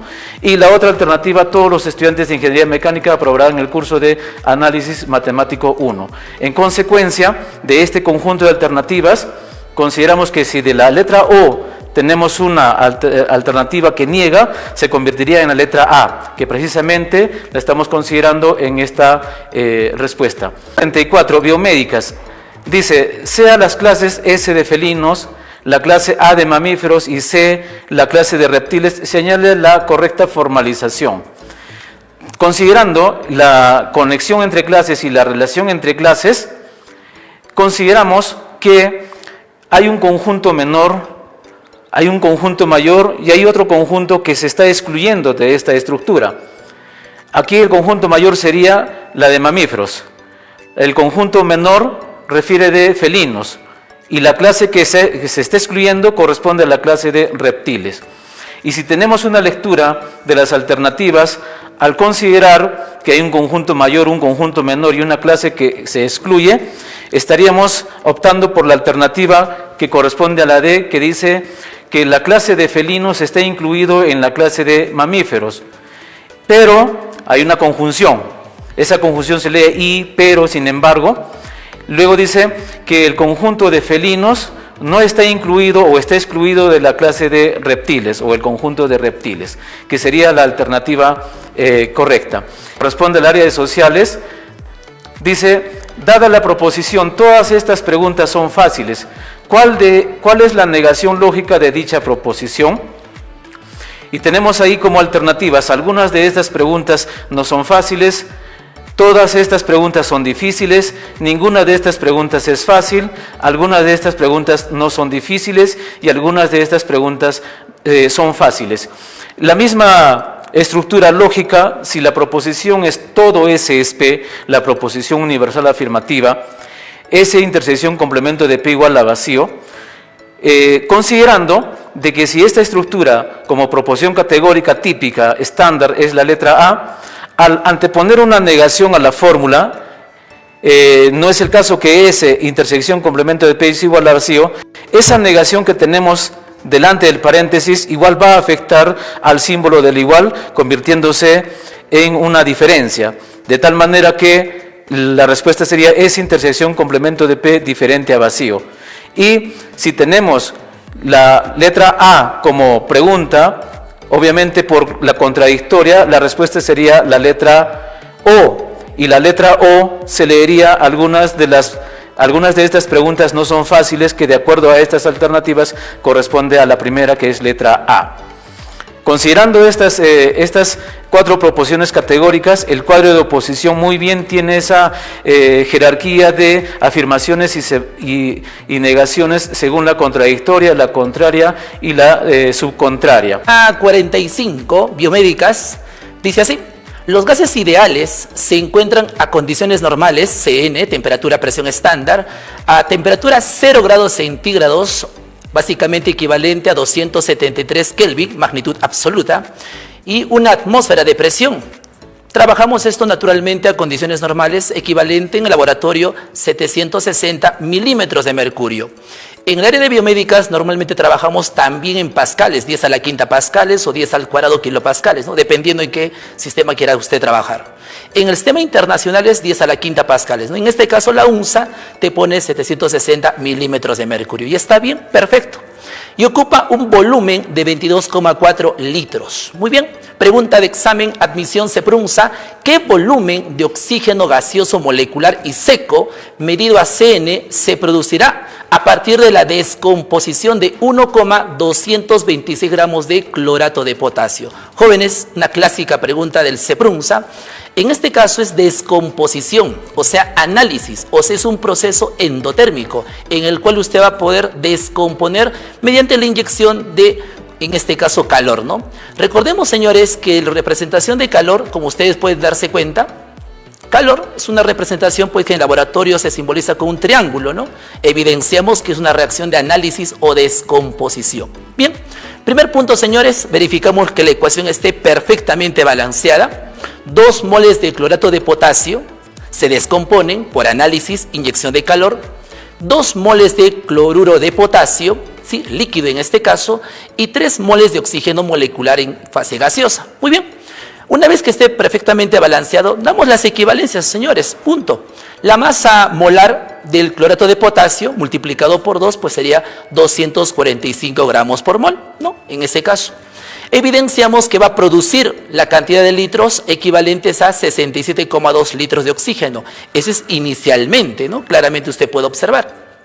Usted me preguntará, ¿de dónde sale 67,2 litros? Básicamente, un mol de oxígeno molecular gaseoso equivale a 22,4 litros. Por 3, 67,2. Haciendo ese análisis, gráficamente usted puede observar ahí 245 gramos de clorato de potasio en la ecuación inicial libera 67,2 litros de oxígeno molecular. Bien, pregunta de examen me dice para 1,226 gramos de clorato de potasio, ¿cuántos litros se produce? Como son magnitudes directamente proporcionales, aplicamos X en aspa, ¿no? Cruz, y nos sale 0,34 litros de oxígeno molecular gaseoso seco. Pregunta 46, biomédicas. Dice así la preguntita. Se tiene compuestos insaturados, presencia de enlaces pi por naturaleza, y se desea elegir cuál de ellos, después de una reacción de hidrogenación completa, se convertirá en el alcano con mayor cantidad de átomos de hidrógeno. Dado que la hidrogenación convierte enlaces dobles, pues triples, en enlaces simples, evidentemente, ¿no? ¿Cuál de los siguientes compuestos insaturados, presencia de enlaces pi, producirá el alcano con mayor cantidad de átomos de hidrógeno? Muy bien, aquí evidentemente te da 5 alternativas: ciclohexeno, but2-eno, propino, 1,3 butanodieno, 1,2 dibromoeteno. Esta preguntita, señores, lo podemos hacer pues por simple inducción, en el cual usted puede darse cuenta que la única molécula que tiene mayor cantidad de carbonos, pues por hidrogenación emitirá mayor número de hidrógenos notablemente, ¿no? Como usted puede observar aquí, el ciclohexeno, como usted puede observar, por insaturaciones solamente presenta pues en este caso 6 átomos de hidrógeno, 6 átomos de carbono, y como usted puede observar acá tenemos pues 10 átomos de hidrógeno, 2, 4, 6, 2, 3, 4, 5, 6, 7, 8, 9, 10, ¿no? Estamos viendo ahí. Ahora, por hidrogenación, recordemos que cuando tú vas a hidrogenar, vas a inyectar átomos de hidrógeno y vas a romper un enlace pi. Automáticamente la mayor cantidad de hidrógeno sería C6H12. ¿Vamos bien? Biomédicas, perfectamente. Dice así. Se utilizan los términos primarios, secundarios, terciarios y cuaternarios para clasificar los átomos de carbono en moléculas orgánicas en el siguiente tripéptido. Muy bien, nos da esta molécula, el cual usted puede identificar, ¿no? Que hay grupos hidroxilos, grupos aminos, grupos en este caso carbonilos, que usted ha estudiado en el CEPRUNSA. Y básicamente usted puede darse cuenta pues que un carbono primario es la unión de un carbono con un enlace con otro carbono. Secundario, 2 enlaces unidos a otro carbono. Terciario, 3 enlaces unidos a otro carbono. Y cuaternario, 4 enlaces unidos a otros carbonos. Y eso es todo, muchachos. Respuesta de examen. Podemos darnos cuenta que aquí el carbono presenta pues 2 enlaces. Secundario, presenta un enlace primario. presenta pues aquí dos enlaces, secundario, presenta un enlace con un carbono, primario, presenta dos enlaces, secundario, presenta dos enlaces este carboncito, secundario, presenta un enlace, pues primario, igual aquí, secundario, dos enlaces, cuidado, acá presenta un primario unido a un enlace con otro carboncito, y este carbono pues unido a esta izquierda que sería primario. Bien, señores, contabilizamos, señores, tenemos 7 primarios y 6 secundarios. Bonita la pregunta para poder identificar el número de carbonos primarios, secundarios, bueno, y terciarios evidentemente 0 y cuaternarios 0. Respuesta, la C, estimados jóvenes. Dice así. El sulfato de sodio, señores estudiantes, clásica pregunta. Recordemos, en clase hicimos un cuadro que trabajamos bastante. Solubilidad en función a la temperatura. Señores, recordemos que la solubilidad en función a la temperatura, las moléculas de sulfatos del grupo 1A, litio, sodio, potasio, rubidio, cesio y el ion amonio, por excelencia son solubles, van a formar electrolitos. Pero mire qué dice la pregunta, ¿no? El sulfato de sodio está compuesto por iones de sodio, perfecto, y iones de sulfato, carguita la -2. Bien, vamos bien, soluble en agua, ¿no? Para garantizar la neutralidad eléctrica, pues es necesario que las cargas sean iguales, ¿no? Que haya el doble de iones sodio, efectivamente, ¿no? Para neutralizar las cargas de iones sulfatos, efectivamente. Por lo tanto, la fórmula del sulfato de sodio, soluble en agua, es la siguiente, ¿no? Na2SO4, perfecto la fórmula. ¿Cuál es su composición porcentual? Maravillosa pregunta de la Universidad Nacional de San Agustín de Arequipa. Excelente pregunta. ¿Cuál es la composición porcentual? Al decirte porcentual, usted sabe muy bien, trabajamos en función a 100, equivalente a un mol. La UNSA te da los pesos atómicos, masas atómicas, en este caso sodio 23 unidades, azufre 32 unidades y oxígeno 16, perfecto. La UNSA te da a ti 5 alternativas, te dan sus porcentajes y lo que tienes que hacer es pues calcular su masa, en este caso molar. Lo calculamos, lo tenemos ahí. Solución, determinamos la masa molar del sulfato de sodio, sodio 23 multiplicado por 2 átomos, en este caso 46, azufre 32 por 1, 32 gramos, 16 por 4, 64, la suma, en este caso me sale 142 gramos por cada mol. Muchachos, usted puede dar una equivalencia aquí, 142 gramos, pues equivalente a 100%, hallamos en función al oxígeno, 64 gramos, X%, despejamos X y automáticamente 45,07%. Bien, igual aquí, 142 gramos es al 100%, 32 gramos de azufre, como usted puede observar, equivalente a X%. Despejamos X, señores, 22,53%. Aquí tenemos sodio, el total, 142 gramos equivale al 100%, 46 gramos equivalentes a X%. Despejamos X, 32,3% de sodio. Excelente pregunta. Nos damos cuenta, señores, que el mayor porcentaje, pues el oxígeno, ¿no? Y el menor porcentaje, pues el azufre. Nos pide la composición, la respuesta sería la D. Nombre según Yuppach, el siguiente compuesto. Observamos aquí la estructura y vemos que se trata de una estructura insaturada donde vemos dobles y triples enlaces. Entonces, recordemos que cuando nosotros vamos a nombrar este tipo de estructuras, nos vamos y siempre vamos a elegir donde tenemos nosotros la insaturación, sea doble o triple enlace. Sin embargo, ante la presencia del doble y el triple enlace, nosotros nos vamos por el doble enlace que manda sobre el triple enlace. Bien. Entonces, veamos aquí, nosotros con respecto a al solucionario, vamos a empezar por el doble enlace, que está al lado derecho, y enumeramos la cadena buscando aquí la insaturación del doble y el triple enlace. Bien. También vemos que a lo largo de la cadena nosotros tenemos radical propil, una cadenita que está en el carbono 2. Con 3 átomos de carbono, el etil en el carbono 2, en el carbono 5, perdón, y en el carbono 3 tenemos al metil, ¿de acuerdo? Entonces, a la hora de nombrar aquí la estructura, vamos nosotros por orden alfabético. Primero nombramos, como siempre, a los radicales después sigue el nombre de la cadena principal y cerramos con las insaturaciones, primero el doble enlace y al final el triple enlace. Bien, entonces empecemos con el carbono 5 que tenemos al etil, seguido del metil y finalmente con el propil, eso en cuanto a los radicales. Entonces 5 etil, 3 metil, 2 propil, nombre de la cadena principal, en este caso nos corresponde un O. Y vemos aquí que tenemos las insaturaciones del doble enlace en el carbono 1 y en el carbono 4. Entonces 1,4 dien, dado que hay doble insaturación del doble enlace, y 6 ino. Ese sería el nombre: 5 etil, 3 metil, 2 propil, octa, 1,4 dien, 6 ino. Respuesta A. La pregunta número 11 para el área de ingenierías es: cuando reaccionan 720 gramos, en este caso el C5H12, y produce 2000 gramos del dióxido de carbono, como se muestra en la siguiente ecuación, entonces vamos a tener, dice, determine el porcentaje del rendimiento del dióxido de carbono en la reacción indicada.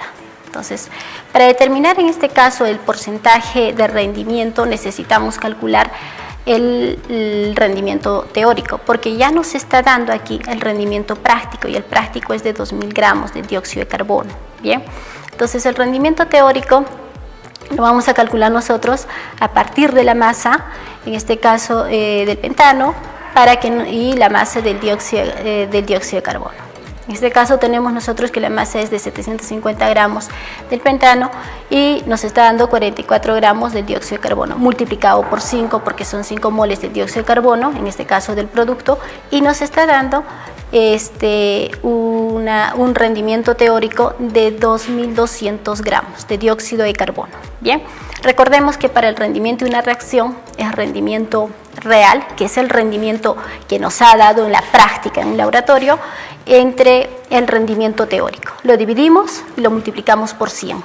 Bien, entonces aquí nos está saliendo el 90,9%, que es el rendimiento de la reacción. Es un buen rendimiento que tenemos en este proceso, que sería la respuesta B.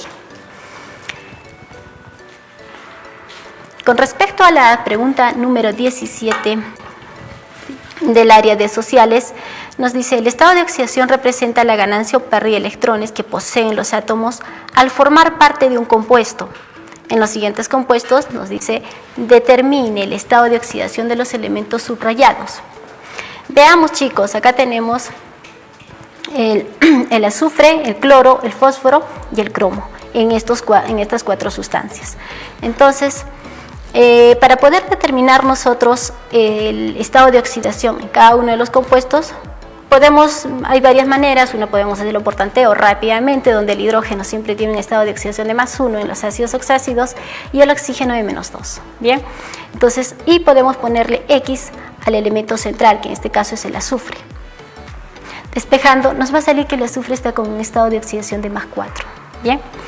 Después, para el ácido perclórico, tenemos que el hidrógeno, como siempre, 1, y al haber solo un átomo de hidrógeno, lo multiplicamos por 1, X para el átomo central, que es nuestro cloro, y el oxígeno lo vamos a multiplicar por 2, el estado de oxidación 2, por los 4 átomos de oxígeno. Despejando, nos está saliendo que el cloro tiene un estado de oxidación de +7. Para el ácido fosfórico, vamos a ver aquí que tenemos el estado de oxidación de +1 por 3 de los hidrógenos, el fósforo como siempre X, y el oxígeno es estado de oxidación de -2, en este caso por 4, y nos sale +5 el estado de oxidación. Y lo mismo para el cromo, solo que en esta ocasión el cromo tenemos 2X, ¿no? 2 por 7, 14, despejamos todo esto y nos sale +6. La respuesta es la A. Y el metano, para comprender mejor su geometría y reactividad, y se tiene que determinar cuál es la hibridación del carbono. ¿Cuál de las siguientes opciones describe correctamente la hibridación del carbono en estas moléculas? Veamos aquí. En las 3 moléculas, recordemos que el etino tiene una insaturación de triple enlace. Bien, entonces entre los átomos de carbono. Y vamos a observar aquí que tiene una hibridación. Entonces es una geometría lineal. Bien, para el eteno tenemos 2 átomos de carbono generando un doble enlace entre ellos y 2 enlaces simples para cada uno de los átomos de carbono.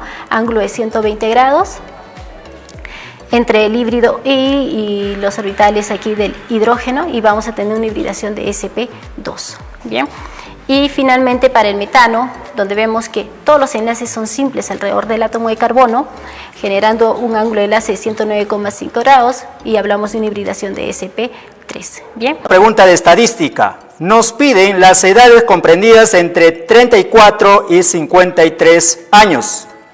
Entonces, vamos a analizar y resolver por partes. Primero, del intervalo de 30 a 40.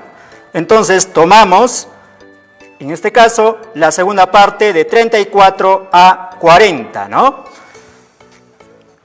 Aplicando proporciones, vamos a decir de que el ancho de clase de 30 a 40 sería 10, correspondiente a la frecuencia 45. Y de 34 a 40, el ancho de clase ahí sería 6 y nos pide pues ahí el valor de A, ¿no es cierto? Y resulta que el valor de A es igual a 27. De la misma manera, vamos a descomponer el intervalo de 50 a 60, que tiene como frecuencia absoluta 30. Entonces, del intervalo de 50 a 60, tomamos 50 a 53. Aplicando proporciones, siendo el ancho de clase 10 y la frecuencia absoluta ahí sería 30, y de 50 a 53 sería la diferencia 3, y calculamos B, que es la frecuencia que corresponde en ese intervalo. Entonces, resulta que B es igual a 9. Entonces, nos pide del intervalo 34 a 53, que resultaría ser la suma del 34 a 40 más el intervalo de 40 a 50 más de 50 a 53. En el primer intervalo tenemos 27, luego de 40 a 50 tomamos toda la frecuencia absoluta, sería 30, más 9, que sería del intervalo de 50 a 53. Siendo la suma total 66. Por lo tanto, la respuesta A sería la correcta. Seguidamente, la pregunta 23 nos dice: las edades de Emiliano y Jorge están en relación de 7 a 5 respectivamente. Si la edad del mayor excede al del otro en 24 años, calcule la edad de Jorge dentro de 7 años. Bueno, como podemos ver, pide pues la edad de Jorge dentro de 7 años. Entonces buscamos la relación entre la edad de Emiliano, que denotamos con E, y la edad de Jorge, J, siendo la relación como 7 es a 5. En este caso vamos a multiplicar por una constante a ambos términos y con eso podemos decir que la edad de Emiliano va a ser 7K y la edad de Jorge 5K. Por dato nos dice de que la diferencia entre las edades es 24 años, porque nos dice si la edad del mayor excede al del otro en 24 años, entonces decimos que la diferencia es 24 años, es decir, 7K menos 5K es igual a 24. Entonces, 7K menos 5K es igual a 2K igual a 24, siendo K igual a 12. Con eso determinamos la edad de Emiliano, que es 7K, es decir, 7 por 12 igual a 84, y la edad de Jorge, 5 por K, 5 por 12, 60. Como nos pide la edad de Jorge dentro de 7 años, entonces pues sumamos 60 más 7, siendo la respuesta 67 años. Muy bien, continuamos con la pregunta de biomédicas 77. Es un problema de operadores matemáticos. Si cuadrado x menos 3 es igual a x menos 2 por x menos 3, determinar doble cuadrado con x menos 1. Muy bien, entonces nos pide doble cuadrado con x menos 1. Siendo la definición, ¿no? Cuadrado con x menos 3 es igual a x menos 2 por x menos 3. Podemos ver aquí la definición. El primer producto es sumando a x menos 3. X menos 3 más 1 resulta ser x menos 2. Y el segundo factor se copia igual, x menos 3. Entonces, en este caso vamos a resolver de adentro hacia afuera. Es decir, primero vamos a resolver, en este caso, x menos 1 cuadrado. Entonces, como hemos dicho en la definición, a x menos 1 le sumamos 1, resulta ser x. Y copiamos el segundo factor igual. Resolviendo eso tendrías x al cuadrado menos x. Este x al cuadrado menos x sería equivalente a lo que tenemos en el interior, ¿no? Cuadrado a x menos 1. Desarrollando con la misma definición, tenemos que x al cuadrado menos x es lo que tiene el cuadrado. Le sumamos 1 y multiplicamos por el mismo elemento, que es x al cuadrado menos x. Seguimos resolviendo. En este caso vamos a multiplicar x al cuadrado menos x por x al cuadrado menos x y resulta pues x al cuadrado menos x al cuadrado, y 1 por x al cuadrado menos x es x al cuadrado menos x. Entonces aquí simplemente hacemos la operación de producto notables y resulta que x a la cuarta menos 2x al cubo más 2x al cuadrado menos x es la respuesta correcta. Entonces 0, 2, 4, 6, 8. Definimos la operación representada por numeral mediante la siguiente tabla. Ahí tenemos la tabla y dice, si la edad de Briana es dada por E es igual, ¿no? Toda la expresión que nos presenta ahí. Y la pregunta, ¿cuántos años tiene Briana? Muy bien. Entonces, como podemos ver, hay elementos inversos. 2 a la menos 1, 6 a la menos 1, 8 a la menos 1, 4 a la menos 1. Por lo tanto, para encontrar elementos inversos, lo primero que tenemos que hacer es encontrar elementos neutros, o en este caso, elemento neutro. ¿Y cómo encontramos elemento neutro? Pues idéntico a la columna y a la fila de entrada en el cuerpo, ¿no? Por ejemplo aquí, a la fila 0, 0, 2, 2, 4, 4, 6, 6, 8, 8. Lo mismo en la columna, tenemos 2 o 0, 0, 8, 8, 6, 6, 4, 4, 2, 2. La intersección de las dos columnas sería en el elemento 6. Entonces, elemento neutro sería 6. Una vez encontrado el elemento neutro, enseguida calculamos elementos inversos. Por ejemplo, 0 a la menos 1 resulta ser 2. ¿Por qué, profesor? 0, ¿con quién nos da 6? Recordemos que cuando hacemos la operación con el elemento inverso, siempre nos tiene que dar elemento neutro. Entonces, si vemos en la tabla, 0 con 2 nos da 6. Entonces, 0 a la menos 1 sería igual a 2. 2 a la menos 1 sería 0. En este caso, 2 con quién nos da 6. En este caso, 2 con 0. Por lo tanto, 2 a la menos 1 es igual a 0. 4 a la menos 1 es igual a 8.